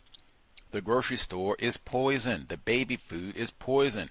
What are we going to do? You can use your blender. If you have apples, if you can get non-contaminated apples, go to the farmer's market or what have you, get apples. Throw them in the blender. Pears, throw them in the blender. What did I just say? Could have had a grapefruit smoothie. Could have had a peach smoothie. Oh, Gus T is going to hog all the grapefruits. Well, fine. Put those peaches in the blender. Bang. You don't have high-fangled, high-powered blender. They said use a fork. Banana, avocado, mash it up. Now see, all of this, you'd have to discuss this before you have the children. Now, are we going to rely and just go and let them eat Oreos and Doritos? We've heard it, Bay Area Mom. Are we just going to let the children, they can just go in the refrigerator and grab Lunchables whenever they want to and grab Chips Ahoy cookies whenever they want to at 2, 3, as soon as they get, enough teeth where they can gum all that? Is that what we're going to let them do? Or are we going to, whoa. Let me get you some of these people. I don't have any offspring, but I have been around young children, and I have made some of these exact smoothies in their presence. They will eat that stuff. Now, I don't know about the grapefruit one because that's a little tart, so I'd have to see. Sometimes they're greedy. Just if they're seeing you eat it, they might want some. But other sweeter smoothies, oh yeah, I've seen where they will gobble that stuff down. In fact, I've been around young children, just blueberries, same types of fruits that you would enjoy. Pineapple, that's in my grapefruit smoothie. Pineapple, oh man, they love that stuff. That's another one. Put it in the blender. Pineapple, put it in the blender. Easy one. They would love that. That is way better. Now, the other thing, that takes time. Now, if you got a whole lot of folks, everybody is working 50 hours a week or more, whatever it is, or just running around doing other activities and concerned about this and that and the other. I'm playing on my phone too and all that. Well, you don't make time to go get those fresh fruits and what have you, and you're going to go put them in the blender and cut that pineapple and slice it up and put it in the blender and then give it to them. If you're not going to do all that, well, all right. What you eat is important, and all of that, it reminded me, Judith Finlayson, you are what your grandparents ate. She was a guest on the program in 2021, talked all about food and the generational impact of food. They even talked about it in that segment. They said you start your child out developing their flavor profile, and she talks about that in her book as well, where you start them out eating a whole lot. What'd I just say? Oreo cookies, potato chips, Cheetos, Doritos, Lunchables, all that sugar and MSG. Well, I'll take MSG off because we got new data about that, but certainly all that sugar and salt and artificial flavors and really non-food items where they are not thinking fruits and vegetables. That's not their flavor profile. They got all this crazy high fructose corn syrup and everything else in terms of what they think food, or even what they think of as food, and what things should taste like. And that's what you end up developing a taste for the rest of your life. And that can even go generations. You are what your grandparents ate. Fruits and veg. Talked about that. Before you go to have children, you got to get your diet together. Make sure you are eating well. Have children and you sitting around eating McDonald's, they're probably going to grab a fry or two from time to time. Chicken nugget. Just saying. Be serious about the food. And it reminded me 2 times, Judith Finlayson, I made a compensatory investment request when she was here. Now, she wrote that book, You Are What Your Grandparents Ate. That's the one that says that by 2060, I think it's 60% of the white dudes in Europe and North America will be infertile by 2060. What? Clock is ticking on that one too, just like that 2027 deposition. But Judith Finlayson's, she's written a number of books. She's in Canada. We heard that report. I made a compensatory investment request for the book The Vegetarian Slow Cooker because I have a slow cooker, and she has a whole book of recipes for the slow cooker. I said, oh man, I would love to check that out. Made the request on the air during that visit. She sent it to me. I'd made a number of recipes already, but I got a bigger crock pot because I, normally just cooking for myself, no offspring. But she has recipes for a larger crock pot. They have different sizes. So I finally got a larger crock pot. So now I can cook basically all of the recipes that are in the book. She has a recipe in that book for a crock pot sweet potato lasagna. Wow. Just what? One, I did not know you could make lasagna in a crock pot, so that was, still learning. But wow, that was amazing. And in fact, that's one of the few recipes she has in the book. There was no picture. I know for people, for a lot of time for food and such, I mean, hey, that's how you sell it, right? You got to have a video. Even with the videos, they start off, they show you the plated food and all mouth watering and sop that up, yum, yum, yum. No picture. Sweet potato lasagna. It was amazing and just wow. Easily one of the best meals I've had probably this year. Just amazing. And I didn't even do it correctly. I really didn't. I messed up. I just got my kitchen scale, so I was figuring out, adjusting, getting off the lameness of having to measure out ingredients with the cups and everything is so much better having a kitchen scale and all of that, but still learning. But I didn't even do it correctly. Like if I had really broken that off, like, oh, okay, I got the whole, this is how you do lasagna in the crock pot. Whew. Wow.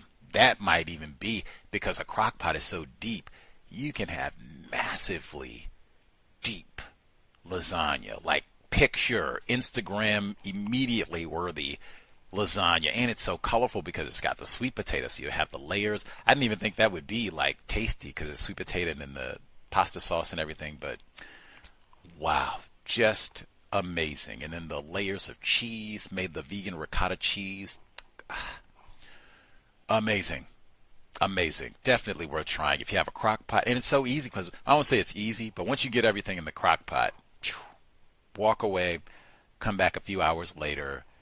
Delicious. If you have a family, easily that's enough. You could feed like 4 or 5 people. If it's by yourself, you have food for the whole week. And the reheat is just as amazing. But anyway, all of that, Judith Van Layson, and you are what your grandparents ate. I think I did put a picture of the lasagna. It's online. You can check social media. I posted it a few weeks ago, and even more recent treat. Whew. That lasagna, not lasagna, excuse me, macaroni and cheese from this week. Whew. Wow. Early candidate for best meal of the autumn at a pulled vegan barbecue sandwich. You know how they do the barbecue pork sandwich, but this was vegan. Vegan barbecue sandwich. Homemade. Coleslaw. Homemade. Even did the fancy green and purple cabbage. And then the vegan macaroni and cheese with the hidden butternut squash. That's not even supposed to be there, but it's there. And it does help with the color to make it look like the regular macaroni and cheese. But I mean, wow. That was so good. It was so good. Just eating good food is the best thing ever. I'm not going out and being poisoned. And I just posted an image. It was a white child. He was arrested this week.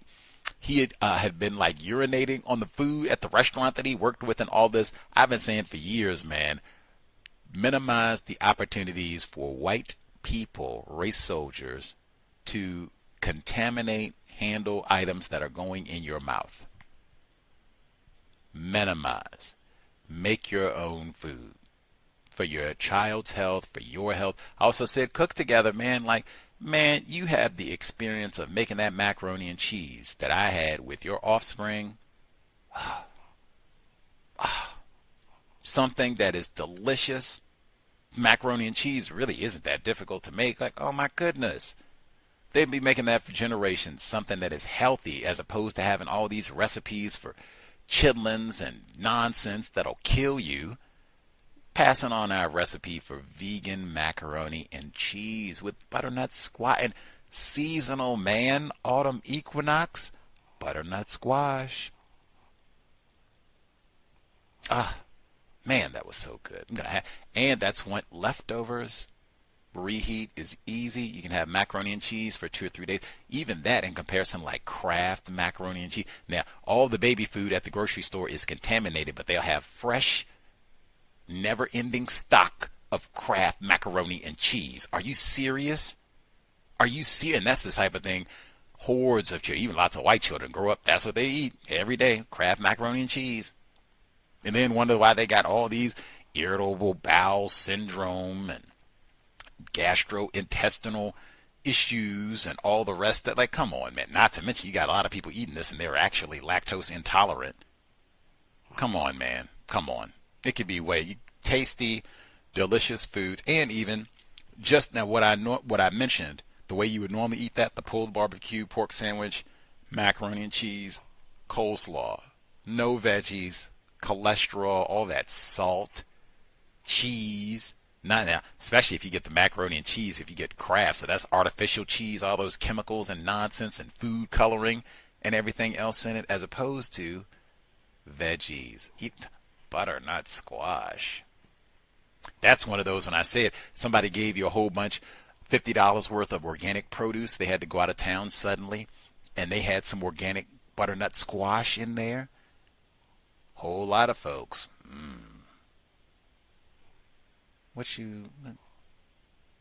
That ain't no chicken nugget. I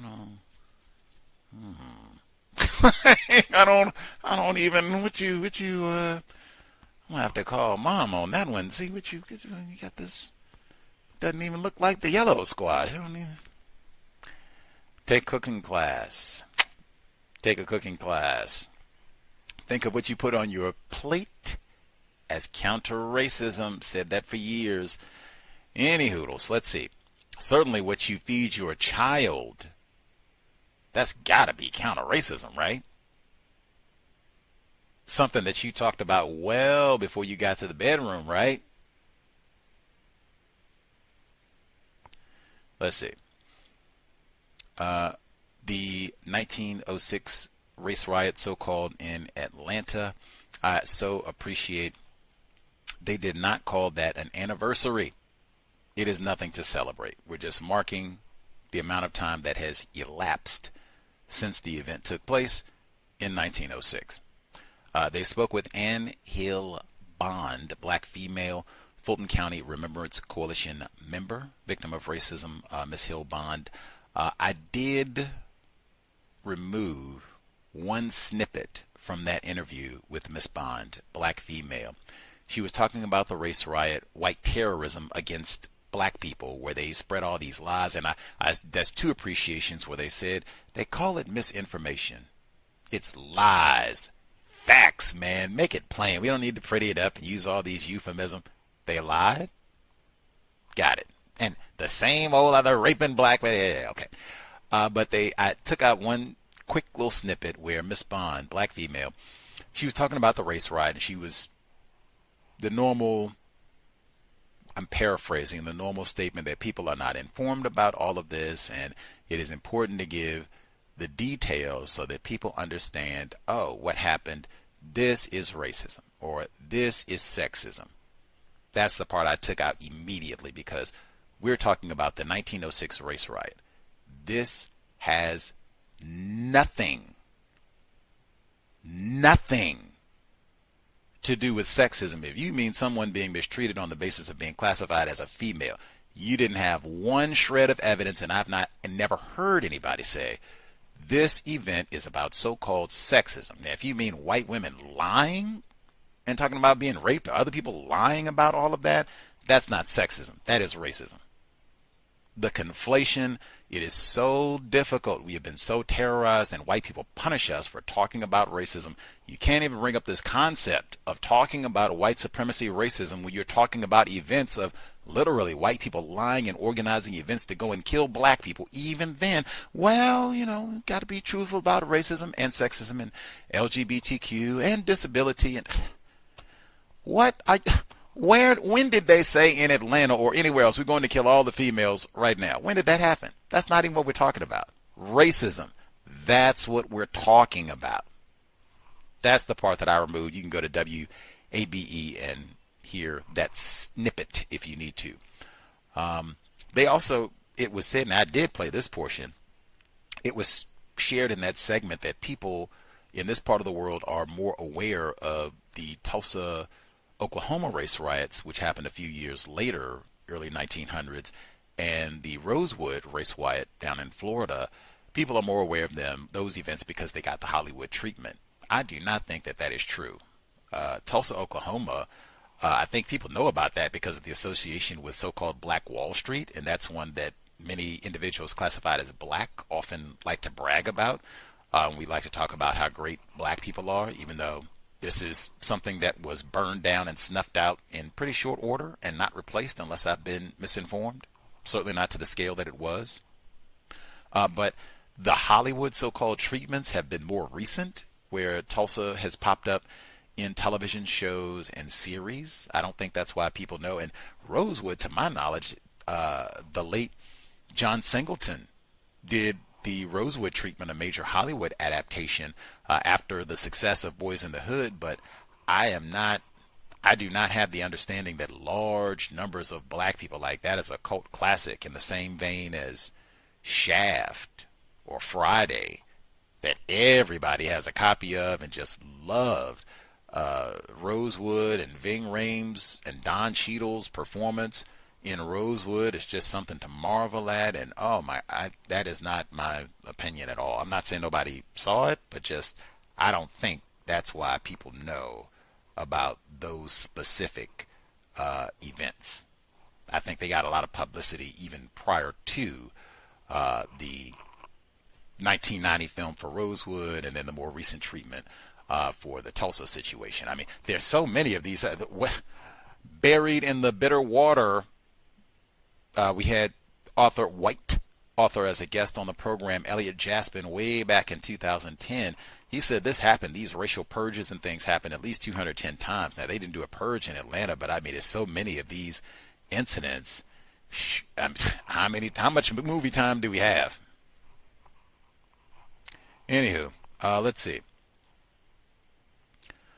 And they did go into the details. They said that Hank Klebanoff, white journalist, he investigated and found out that these claims of black males raping white women was false. Hank Klebanoff was a guest on the C.O.W.S, 2013, I believe. Let's see. And I think Elliot Jaspin complained about him, if I can connect all the dots. Elliot Jaspin complained about Hank Klebanoff when Elliot Jaspin was doing his reporting on the long history of these racial purges, like what happened in Forsyth, Georgia, right down the road from Atlanta. I think he wanted to use the term racial purges, racial cleanses, and I think it was Hank Klebanoff who was opposed to that, and he talked with us about that on the program, even before Mr. Klebanoff was a guest with us. I have to go back and double check, but I think all of that is verified, and I think he wrote about this in his book, the opposition that he faced about words and calling things by their accurate title. Should have been white terrorism with these events, purges. Let's see. They are doing the reparations task force in Missouri. We'll see what happens. They had one of those so-called race riots there as well. I believe, get my names correct, Billie Holiday. I think she talked about it and even had fears and terrors about that event when she was a child growing up in Missouri when it happened, and it haunted her for the rest of her life, unless I'm mistaken. We got the report about CTE in the NFL, players that have played over the last 50 years or so and self-reporting symptoms. One, they kept highlighting that you don't really know about CTE until the person passes away, which is true, but at least for me, the greater issue is beyond even if they have CTE, yay or nay. It's that you can get brain damage from subconcussive hits. So even if you don't have CTE per se, you can still have neurological damage from playing tackle football, which is probably what they're reporting. Depression, or can't find things, or whatever else. Language functions, whatever else that is, happening with them. But again, I would not have my children, we got to go watch Prime and get it done at college. No, man. That same thing with the food. Like, really, what sort of environment do you want for the optimal development of your child in a situation that is so far from optimal? What do you want? They go to school with Reb and vodka and hope they don't shoot up the place with pipe bombs? Come home and eat Doritos and Oreo cookies all day long and all night? Stay up and watch Super Bowl highlights, Pat Mahomes, see if he can three-peat? Go out and practice, get brain damage? I mean, man, lots to think about before you have children. Let's see. They had the segment from Canada, the documentary that's supposed to be coming out, Bodies for Rent, where they were talking about the people who are paid, compensated for these medical trials. They use the term margins so frequently in that segment. They didn't say racism words. They didn't say racism. That wasn't Canada. They didn't say racism, but they said margins. People that are on the margins. People that kept saying, I don't really want to do this. Sure do hope I don't die. Pause right there. Anything right.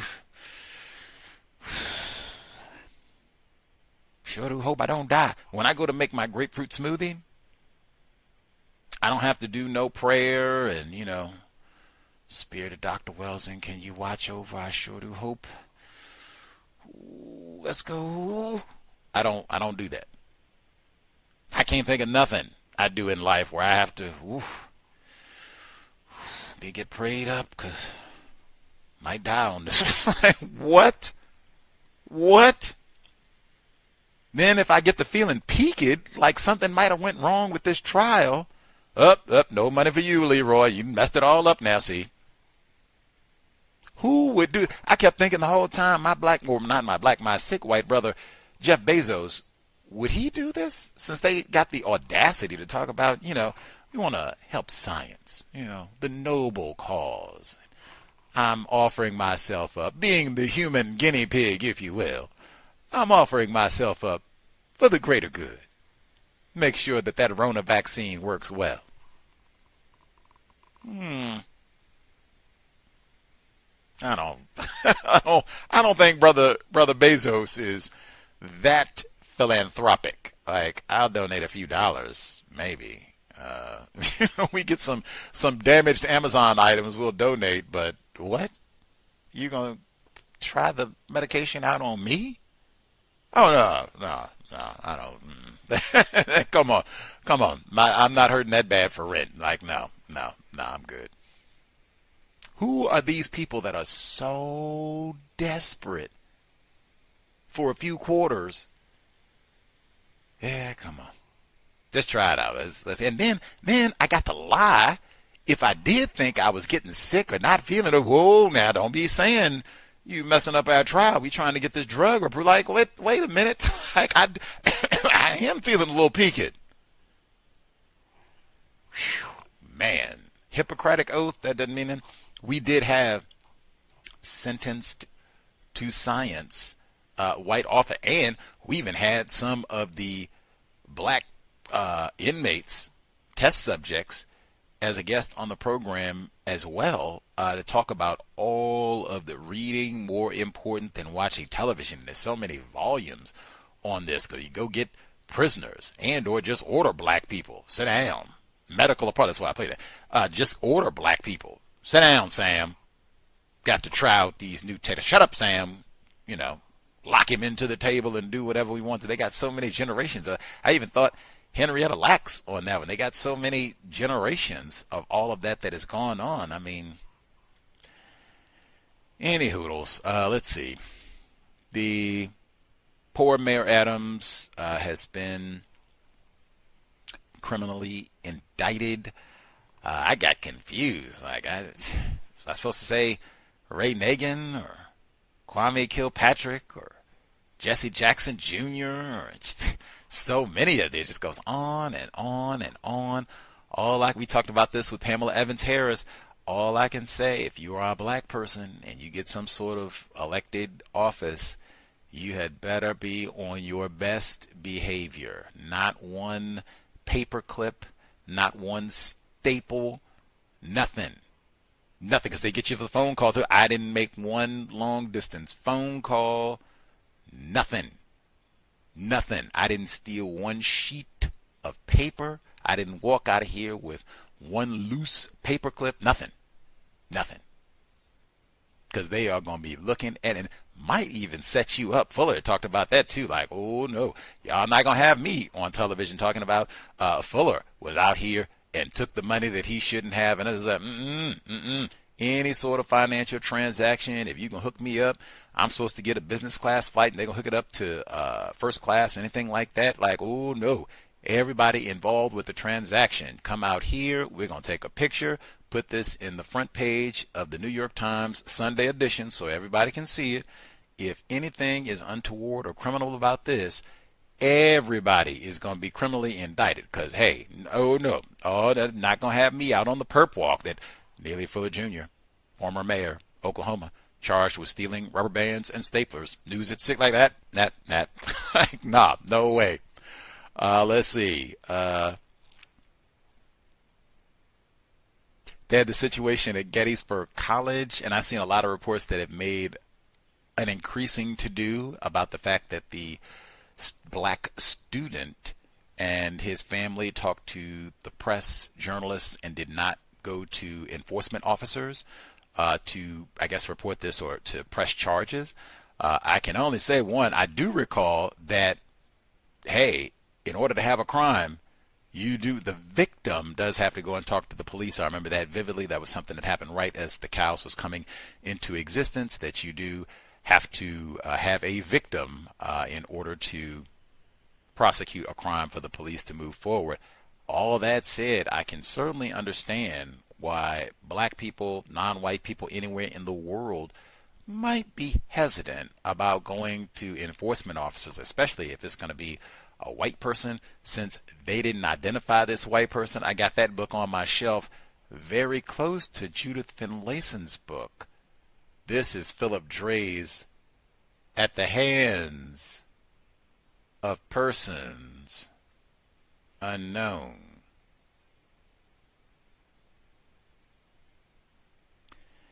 They didn't identify the suspected race soldier, even though I have not heard any any refutation that this didn't happen. The school officials, no one's doubting that, oh yes, niggra was scrawled on a black person's chest with a box. I mean, that is like Breaking Bad. Man, that's the one. Remember when Gus Fring took the box cutter and sliced the dude's neck, all in front of them? Like, gee whiz. Nobody's disputing that happened. I've heard more attention about they didn't go to the police. They didn't identify this white person. Now, again, it's no criminal charges. That's normal procedure. They don't identify the person. But, man, I can see why a black person, non-white person, might be hesitant about going to the authorities. You got to go snitch on this white. They said the university officials at Gettysburg College, they kind of encouraged the student allegedly to go to the police with all this, I guess to make a police report. And they didn't, at least at this point, the parents and the student didn't want to do so. Now, I don't know who this person was. Is this a white person with connections to the police? Who knows? Who knows? In my view, that's not, if this happened, and like I said, no one has disputed it, all the people at the university, it seems like they think this happened. Is the student disenrolled? The accused student disenrolled, reportedly. So, WTH, man. Like, geez, to me, that's the least of issues, that they didn't want to go and do all this and press charges. That is, like, what? No more Breaking Bad at Gettysburg College, man. Like, what is up with you all? And this is the swim team? Can't even blame this on CTE, man. This is the swim team? Mike Phelps rolling over in his grave. Let me see.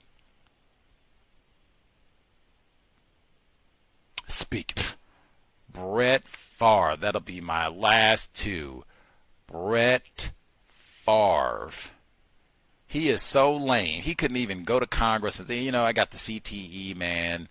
It's been hard, man. I've been out there and lost that Super Bowl, man, and played in the Super Bowl, and you know, I can't even. My brain can be. What question did you ask? I told you I got, you know, the CTE done piled up on me, and I can't. He couldn't even go and do that. He had to go and get new on him. Say I got the Parkinson's.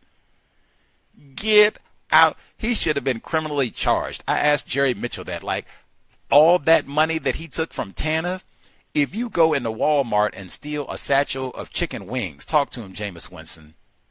I think that was Winn-Dixie, but whatever. You go to Piggly Wiggly, you go in there and run out with 5 pounds of chitlins. They do not give you the option of, oh, we caught you red-handed, Leroy. You didn't pay for those chitlins, and you ain't got no receipt, Leroy. You know, we gonna call the police. They don't give you the option of, oh man, my bad. I'm gonna go put them back. No, don't even. I'm gonna go put them back. Here we go. And that's it. All right, you put the chitlins back. We're not going. They don't do that. This is all this money, thousands and thousands of dollars. You haven't even. All you had to do was go to Congress, and they've had all these white people like Mark Zuckerberg, these powerful white people. They bring them to Congress and chastise them for 5 minutes, and that's it. Nah, man, like, this is major fraud. You should be criminally charged, Brett Favre. Send him, what is it, the prison in Mississippi, because I know Parchman, that's it. I was thinking Pullman, that's in one. Parchman, man, get him a bed, because that's like serious. That's like a felony, right? Parchman, man, if it had been Orenthal James, if it had been Mahmoud Abdul-Rauf, fellow Mississippi athlete, if he had looted the TANF funds in the state of Mississippi, I guarantee you on every coin I own in life and my high-powered blender, Mahmoud Abdul-Rauf, he'd have been criminally charged. Let them find out. Let them find out he'd have stole 15 rubber bands, paper clips, $10 worth of food stamps. Former Denver Nuggets guard Mahmoud Abdul-Rauf charged welfare fraud. Disgrace LSU, more at 6. And he could even say, I got Tourette's and we know to get on out of here. Making up excuses and stealing from the good people of the Magnolia. That's exactly what they'd say, too. Oh, like I said, lame Brett Favre going to come in and tell us, oh, I got the Parkinson's, oh. Lowest of the low. Brett Favre from Kill, Mississippi. Brett Favre. And then we had to stick in the same state, man. Same goon behavior. Lexington, Mississippi is not Rankin. That was all I could say. Like, I did look at the details, but really all I kept saying was Lexington, Mississippi is not Rankin County. The Goon Sqaud, the dildos, the chocolate sauce, that's the same state, but that's Rankin County. This is Lexington, Mississippi. It's not the same area, but it's the same goon behavior. So how I said, like I said, I didn't really want to read because that's all I really kept saying is this is not the Goon Sqaud? No, this is not the Goon Sqaud. So they do have the DOJ report. This is on page 21, section E.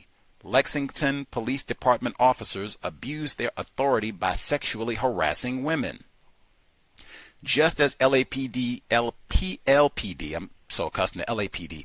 LPD officers flout constitutional limits with their conduct. They cross professional boundaries in other ways as well, particularly when interacting with women. From the outset of our investigation, we heard reports that multiple male LPD officers routinely engage in sexual harassment. These reports came not only from women who alleged that they experienced this misconduct, but from people who witnessed it as well. 4 current and former LPD officers also reported they had directly witnessed officers sexually harassing women while in uniform. The accounts of the sexual harassment were credible and consistent. All of the females we interviewed who reported sexual harassment were black. Now it goes on quite a bit just on this section alone and others. Unlawfully keeping people in jail, I said, are you sure this is not the... No! This is not the Goon Sqaud. It's not Rankin County. It's just a different part of Mississippi, local system of white supremacy racism. My sympathies to everybody in Mississippi. This is a really tiny town too, like super duper tiny town. They even, matter of fact, how tiny is it? It's so tiny, they got a quote from one of the victims here. She says, it's so tiny. Oh, wait a minute, I messed up my page number here. Okay, there we go. It's so tiny.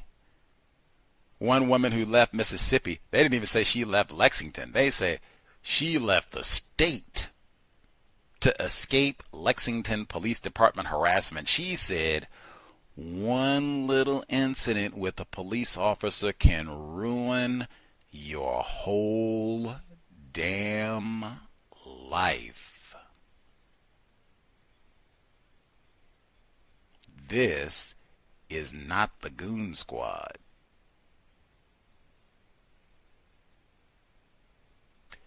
Anyway, the number 605-313-5164, the code 564943 pound. Press star 61 if you would like to participate. You should get that report because that E section is kind of lengthy with exactly what did they do in terms of sexual harassment under color of law, and that's the legal term. When you have a badge on it, you go out and do all this terrorizing, chocolate sauce, all the rest of it under color of law. What exactly were they doing terrorizing black females? Wow. Let's see. Lauren should be with us. If you have commentary to share, proceed. Yes, sir. Can you hear me? Yes, ma'am. Okay. Evening, everyone, and thank you for allowing me to speak. That first segment that was played about the baby food, I really had not thought about how, I forget the word they use. She didn't say taste palette, but your flavor preferences are being set in those first couple of years of life. And baby food is ultra-processed food. So, yeah. One of the questions I was asked, she said, is it different here in the United States than in other parts of the Western world? So she just wants to know what the other white people are doing. I guess they don't care what's being done in China or somewhere like that. And also, she said it shouldn't be any added sugar in the diet for the first 2 years of life. I don't think I'd ever heard that. I'm not sure I had thought about it, but yeah, I don't think I'd heard that before. Let's see.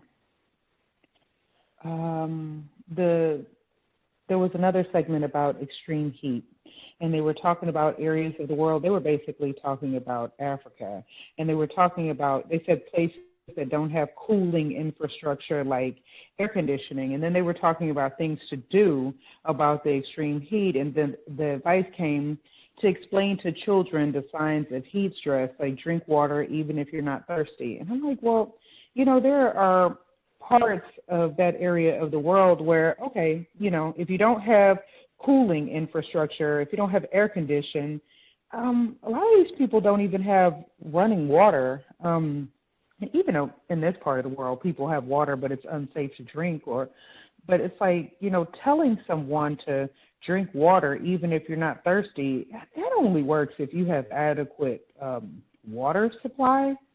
When they were talking about the Atlanta race massacre, it was a couple of parts of that I took note of. Blade said people in higher education world that are still learning about it. I guess I noted the still learning part, and I would hope that's something that we're all doing. And she also said both white and black were living there. And then she said the immigrant population was living here. And I didn't know what that meant. Like, were those white people or non-white people, the so-called immigrants? Also, back then, news outlets weren't exactly fair. That's an interesting statement. And I just wondered, you know, what exactly does fair mean? And are they fair now? Let me see. Oh, and she said these stories were just made up. That was a question. And lady just said, yes. And, you know, I thought, I don't know, just how much of racism, white supremacy is just lies. They'll just, you know, make something up. And you know, a lot of times we don't even know that we shouldn't accept these things are true. They say it like it's true. And you really have to learn. I have really had to learn to question things that people say, and not just white people, anyone. You know, you make a statement, you say something, you know, I ask myself, like, is that true? And I think it's healthy and constructive to do that a lot. Miss Janet Jackson came up in that segment, and they said she might need to do some research. You know, I thought that was a reference to Miss Jackson saying Kamala Harris isn't black, which is so interesting because I just had another person classified as black tell me within the last week or so that Kamala Harris wasn't black. I don't know where that comes from. But at the end, I think she said, like, research, folks, and understand your history. And I think that is something that the C.O.W.S helps with. You know, understanding history, understanding what has happened helps to give context to things. In St. Louis, when they were talking about the reparations, I heard someone say, I'm demanding $500,000 per person. Demand implies a threat. It means, you know, I'm saying do this or else. If there's no implied threat, it's not a demand, it's a request. I don't know. People use that word demand all the time. And I think it was William Darity who was talking, and he said it would take like $16 trillion, I guess, if you were going to pay the non-white black people in this area of the world what they were owed. But then he said the total budget of all the states added up to $5 trillion. Okay, that shows you right there that it's very unlikely that it's going to happen. Geez, that's more than 3 times the amount of everybody's total budget. That's not going to happen. The clinical trials, that part was really interesting to me. He called himself a guinea pig several times, and he said, I was very afraid. And also the lady, she said, when you talk to people, it becomes obvious that they are doing this because they need money, not because they want to advance science. And, you know, she said there was trials you can make upwards of $20,000, but most of them are just like $2,700 for 7 days. And I'm just really thinking about that fear as a motivator. And, you know, Gus, you said something like, the part where he said, "Oh, I hope I don't die." I don't know, man. It's dangerous out here, and if he doesn't have money to pay rent, there are lots of people. I wouldn't want to be unhoused if I didn't have the money to pay for housing. I might consider doing something like that. It sounds terrible, but obviously it's these people who are doing it, they don't have a lot of options. When it said he drinks the Chinese tea to get diarrhea to drop weight, and also he does meth because it's out of your system. I'm not sure if it said he does meth or other people do meth, but just the idea of doing meth so you can do a clinical trial, that is a desperate situation right there. And a lot of us are in desperate situations. When they talked about the restrictions, you can't go to the bathroom, you can't leave, the food restrictions, they give you the pill, and they check your mouth with a flashlight. It sounds like jail. And when he said, it comes up that his girlfriend dies when he was doing one of these studies or clinical trials. The girlfriend dies, he couldn't leave, and then somebody said, well, he could have, but he wouldn't get the money. I mean, that argument is so weak. It's like, I don't know, that same argument could be made about slaves. Well, you didn't have to work, but, if you don't want to work, you could just take your beating, take your whipping, or get your hand chopped off, whatever. That's so, I don't know, man. The choice is so terrible, it's almost not even a choice. And just the way they have it set up to where people don't want to report side effects when I thought the whole reason you do clinical trials is to determine efficacy and side effects.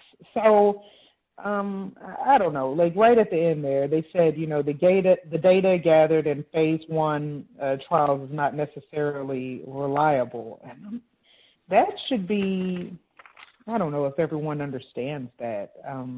I think lots of people who heard that story for the first time, including me, and you don't really understand that all that data isn't unreliable. And I guess I don't have to talk about Eric Adams. It's pretty hard to be a black male mayor of a large city. Gettysburg College, the person who had nigger cut into his chest with a box cutter, he's probably just really afraid. I mean, if they asked the question, they were like, it makes me wonder why the student would go to the media instead of police when a hate crime occurred. Well, okay, maybe he's afraid the police won't care, or the white students could increase his mistreatment. And obviously that was concerned because he left the school. Brett Favre with the Parkinson's, I guess since he has Parkinson's, maybe people are supposed to look at him like he's the victim after he stole all of that money. I saw an article in the New York Times, and it was called Mother of Accused Gunman Faces Elder Abuse Charges. It was on September 23rd, 2024, written by Allie Watkins. And apparently, calling him Code 45 in my mind, Colt Gray, his mom is accused of taping her mother to a chair when she was in a drug-induced rage. It was meth, by the way, like the clinical trials. And she left her mother taped to a chair for almost 24 hours. Somebody else went over there and freed her. Then they put the charges on her. And this happened before the shooting, like it happened in November of 2023. Also, it was another article that I thought was super interesting. It was about firefighters. It made me think of a retired firefighter. And it wasn't an article. It was a guest essay. And it was called We Are Running Out of Firefighters at a Perilous Time. This was on the 23rd. And it was just talking about the firefighters that fight wildfires. And obviously this is happening a lot. It's happening more. These wildfires are really big. And it was talking about how much they're paying the firefighters and how many firefighters are just retiring or resigning, or they're not going to do the job anymore. And, you know, some of these firefighters, their starting pay is $13.45 an hour. Like, man, you can make $20 an hour working at McDonald's. It's a super dangerous job to do that. Why won't they pay these people something that's adequate? And there were lots of other dangers, you know, not just being set on fire, but all the health hazards. And these people are out here, you know, sleeping on ashes at night. It's, I don't know, just seemed pretty terrible. And that's all I have for now. Thank you for allowing me to speak.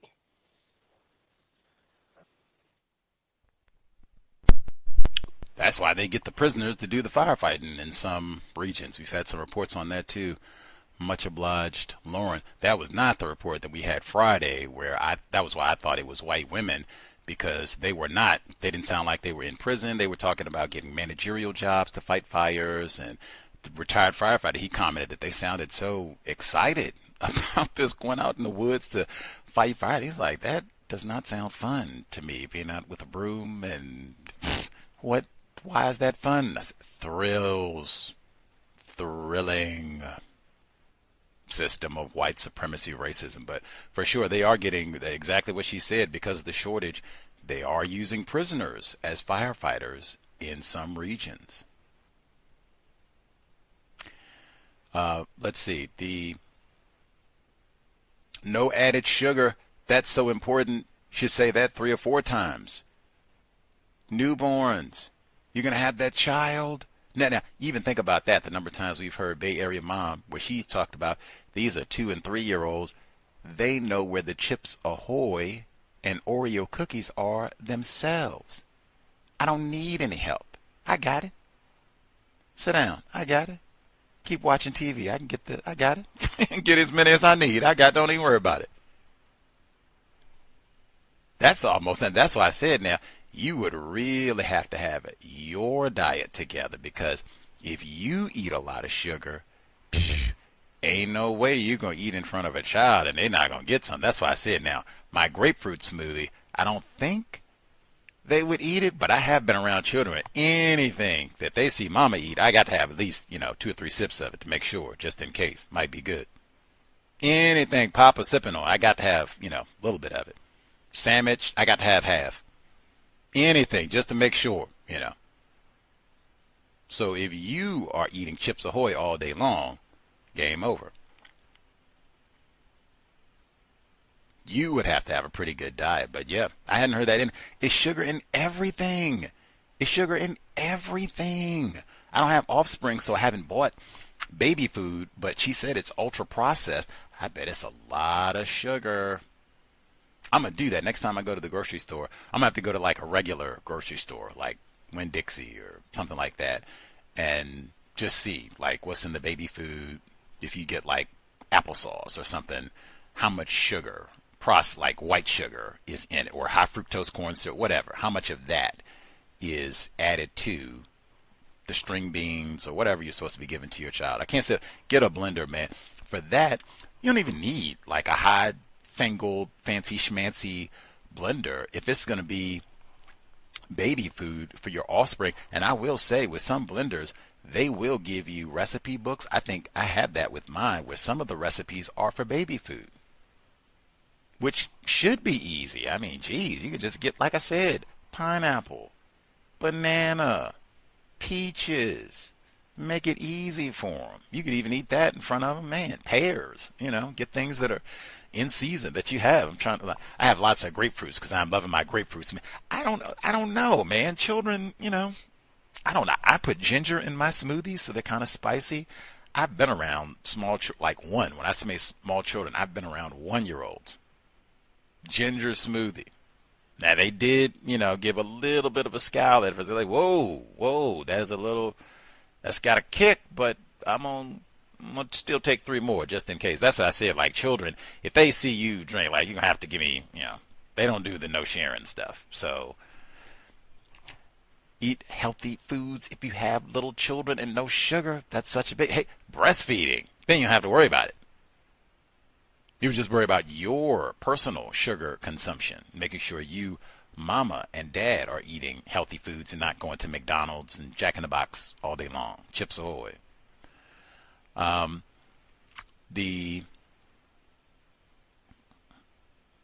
She said about Kamala Harris, and I too noted when they brought up Janet Jackson in that segment, when so many people have commented about Kamala Harris's racial classification, if just a white person, would they have mentioned a white person? Because that was Rose Scott, the person doing the interview, and then Ann Hill Bond, black female, Fulton County Remembrance Coalition, two victims of racism. I'm not sure if they would have called out a white person by name to point out that they said something wrong or whatever. Maybe, maybe not. We'll have to see. I played a number of clips from Rose Scott, so we'll see. But generally, non-white people classified as black, we generally don't call out white people by name unless white people already are doing so. Like white people fuss about Trump, then we can fuss about Trump, that type of thing. Let's see. She said the clinical trials, you do them to get accurate information. Are they safe? That's not why you do the clinical trials. You do the clinical trials to get this money. I think that's what we learned from the whole opioids and what have you. Like, we don't do clinical trials to get no act. We do clinical. This is supposed to be a rubber stamp type of thing. We do the clinical trials so we can get this money. And you're messing up the process coming in here talking about you feel sick and peaked and maybe get on out of here, Leroy, and no money for you. Talking about you feeling sick. Man, I totally forgot. That segment about the DNA and me, I got to go back and get, because I haven't used the service, see if I can get the correct name here. 23 and me, the DNA company going out of business. Oh man. Can I give shout out again for Dorothy Roberts, repeated guest on the program. I'm even getting the book as we speak. Repeated guest on the program. She was at the University of Washington this year. She talked about her more recent book and Shattered Bonds, Killing the Black Body, lots of important scholarship over a long period of time. She was here 2011 in October, about this time of year. She was with us. She discussed her book, Fatal Invention: How Science, Politics, and Big Business Recreate Race in the 21st Century. She has a whole section about DNA companies like 23andMe. We talked about that in detail at the time, and she talked about how popular this is in the TikTok and social media and Dr. Henry Louis Gates' program, Cowbell, and promoting, and this is spectacular, and blah, blah, blah. All of the issues that they talked about now that this company is going out of business, and maybe you've been led to believe that your genetic material is a little bit more safely kept than it actually is. What's going to happen? Who knows? Better get prayed up. Say that one again. She talked about all of that over a decade ago. This book was published in 2011. Over a decade ago. I specifically remember we had Cal's listeners, and kudos to Question Everything. Kudos to Question, but I thought Dorothy Roberts was raising phenomenal questions over a decade ago about who has access to all of this. What happens if the company goes out of business? Do you sell this? What? How long is it? Boundless questions that have not been answered. There were Cow's listeners who sassed her and me. You are talking crazy, and I found my long-lost cousin, Leroy, from 23andMe, and you're denying people opportunities to find their relatives and what have you. Victims guaranteed qualified. Certainly, and I mean, hey, we just talked about Devontae Hart, numbers of non-white throwaway children and what have you that end up in foster care and adoption and all the rest of it. Hey, you might need any resources you can possibly find to locate parents, attempted family, all of that. No issue with any of that. But man, even if that is the situation, those questions would still matter. What happens if this company goes out of business? Do they get to sell my data? Are they doing experiments? Henrietta Lacks, how long do they hold this? It would just be boundless questions, even if I'm hoping for the best, that I can maybe find my mom or cousin or whatever, or I'm just being nosy. And again, there's been a lot of effort, propaganda to promote this to people. I'm not looking for a cousin. In fact, the commercial that I saw, that wasn't it at all. It was, hey, you can just travel. You know, you got 3% of your ancestry is African. And even that, and talking about how that reifies racism, white supremacy, as though there's some 100% African, and all of that is nonsense and made up in the system of white supremacy, racism, period. Reifying these categories, same thing. You are 2% Scandinavian. What does that mean? What does that mean? And now they're going out of business, and what's going to happen?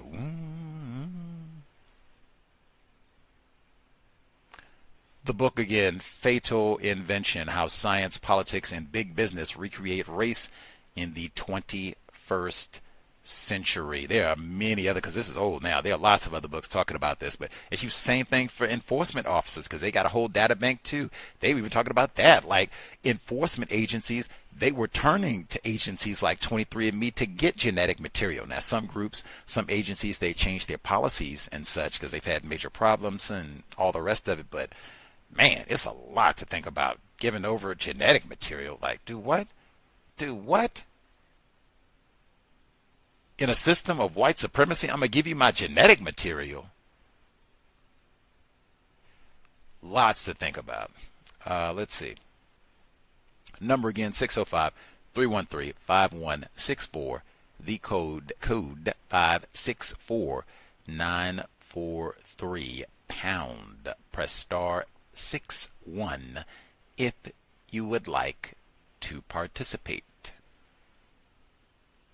President Trump told you, by the way, that Kamala Harris has this questionable history with her racial classification. Came up in the debate. I guess people, they heard the debate at NABJ, and even after that, some people said, a lot of people had been saying this on social media even prior to President Trump's remarks a few months back during the debate at NABJ, National Association of Black Journalists, which is true. I had seen that, so I'm not surprised that that has continued even as we move towards the election. Let's see, I'll give folks 2 minutes if they have commentary to share before we get ready to wrap up. Don't wait till the last minute. Star 61 if you have commentary. The Shoals, that was it. The Shoals. I'm so glad I brought it up with him, and I'm going to send him an email reminder. One, the email with the Tennessee school shooting that happened last year at the Covenant School, where the white transgender killer left that note passage in her diary saying, "I hope my massacre makes Reb and Dill proud." I'm going to take that whole page to make sure that Mr. Shoals gets that page. His diary has been available. Someone should have sent that to him a while ago, because he's right there in Tennessee and has done interviews talking about that shooting and talking about what an impact it had on him. Dang, this is directly related to Columbine, which is disgraceful. I'm so glad we had Mr. Shoals on the program. If they had done the correct thing, maybe we wouldn't have all these shootings, but they didn't, and so here we are. The little transgender white shooter in Tennessee wasn't even born when Columbine happened, but I want my massacre to make Reb and Dill proud. Mentioned them by name, too. Mentioned them by name. Cowards. Racist cowards. On Isaiah's show, racist cowards. Let's see. Oh, and I meant to get in as well. Man, the book club, because I was talking about being proud of the week. The book club. Cows would not be the cows without the Catherine Massey Book Club. I am super proud. Andrea Bluine. We've only read 2 sections, but wow, that has been super informative as well. This is a World War II book, incidentally, because it's going right through that time period. Dr. Welsing, many others have, Mr. Fuller, many others have encouraged us to study this period of time, so we're going right through it from the opposite hemisphere with regards to what was happening on the continent, their involvement. She was already started talking about some of that this past week, so I'm sure there'll just be more of that as we continue. And then the ramifications of what happened from World War II right in the middle of the book that we're reading, not to mention the sexual intercourse component again, which is stunning. There's so much literature just on the numbers and generations of white men who went to who went to the Congo to rape black children and produce offspring with these raped girls. So that, in fact, court cases going on right now for reparations with regards to Belgian rapes of children in the Congo, like stunning. I could not even write.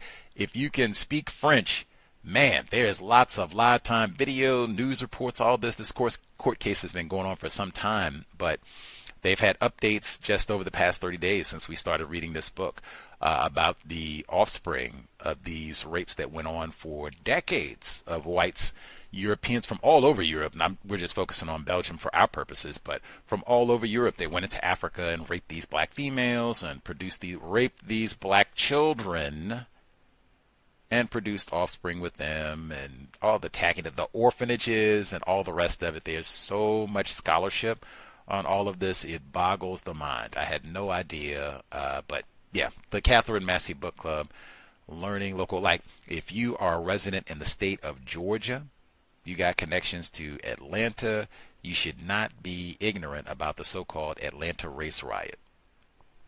You should have some knowledge, information about all of that. Some books, not just, I happen to catch Will Smith did a 15-minute piece about this on YouTube, or T.I. talked about this for a little while. Like, you've read some books, studied. They might even have exhibits in the Georgia. They had events this week. You could have checked out some of those. All of that. Be in front. That's what I said. You can take your children. We had the listener last week who talked about doing events and research with his offspring. A+. Dr. Welsing would be so proud. That should be all of us as attempted counter-racists. I'm super vigilant about what my child eats, what type of foods I eat as their attempted parent, what type of foods they, are exposed to, and what we have in the house and all of that, needing as much healthy produce as we can, getting good water if we can.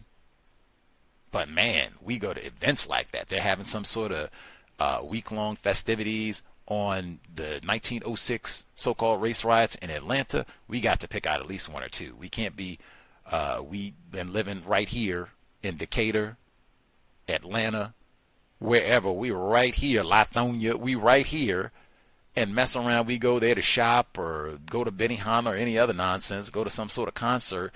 We can, make a trek, or just put it on the calendar, make a little time, and we're going to go and learn something about this. Maybe see if it's a book. We stop by the library too. See if we can pick up a book and read about this. Even go back and get some of the newspaper articles about this when it happened. Go to the library. Study the local system of white supremacy. Matter of fact, you're in Mississippi. Study the generations of the Goon Sqaud. How many different iterations? Because that's the same thing with Emmett Till. That's what I told our guest, Dr. Till, this week. Lexington, Rankin County, same thing. Same thing. Study the local system of white supremacy racism wherever you happen to be at in the known universe. And then share. Even add to it. Research, read, write. Way more important than watching television. So, everybody satisfied? Anything else? Need to get in? Let's see. Right on. We'll assume folks are good. We should be here on Monday, normal time, 8 p.m. Eastern, 5 p.m. Pacific. White guests only, although wowee. Super glad we could make an exception for Michael Scholes. Any hoodles. Monday, We will chat it up soon. Let's see. Sobriety would be best. Man, eating those fresh fruits and all that can be nullified greatly. You're going to be smoking cigarettes, consuming alcohol, malt liquor, and all the rest of it. We need high-functioning brain computers to solve the problem. Creator, we ask that you help us remain patient with other black people, victims of white supremacy. We ask that you help us remain patient with ourselves. Remind us to demonstrate the highest levels of black self-respect at all times, in all places, each and every time we are in contact with another black person. It has been time. Replace white supremacy with justice immediately. No gossiping, no throwaway offspring, no name-calling black people. Cal signing out. Thanks all for tuning in. Nigga, you so brainwashed. I'm a victim, brother. Problem. You're a victim. I'm a victim of 400 years of conditioning. Shut up. The man has programmed my conditioning. Even my conditioning has been conditioned.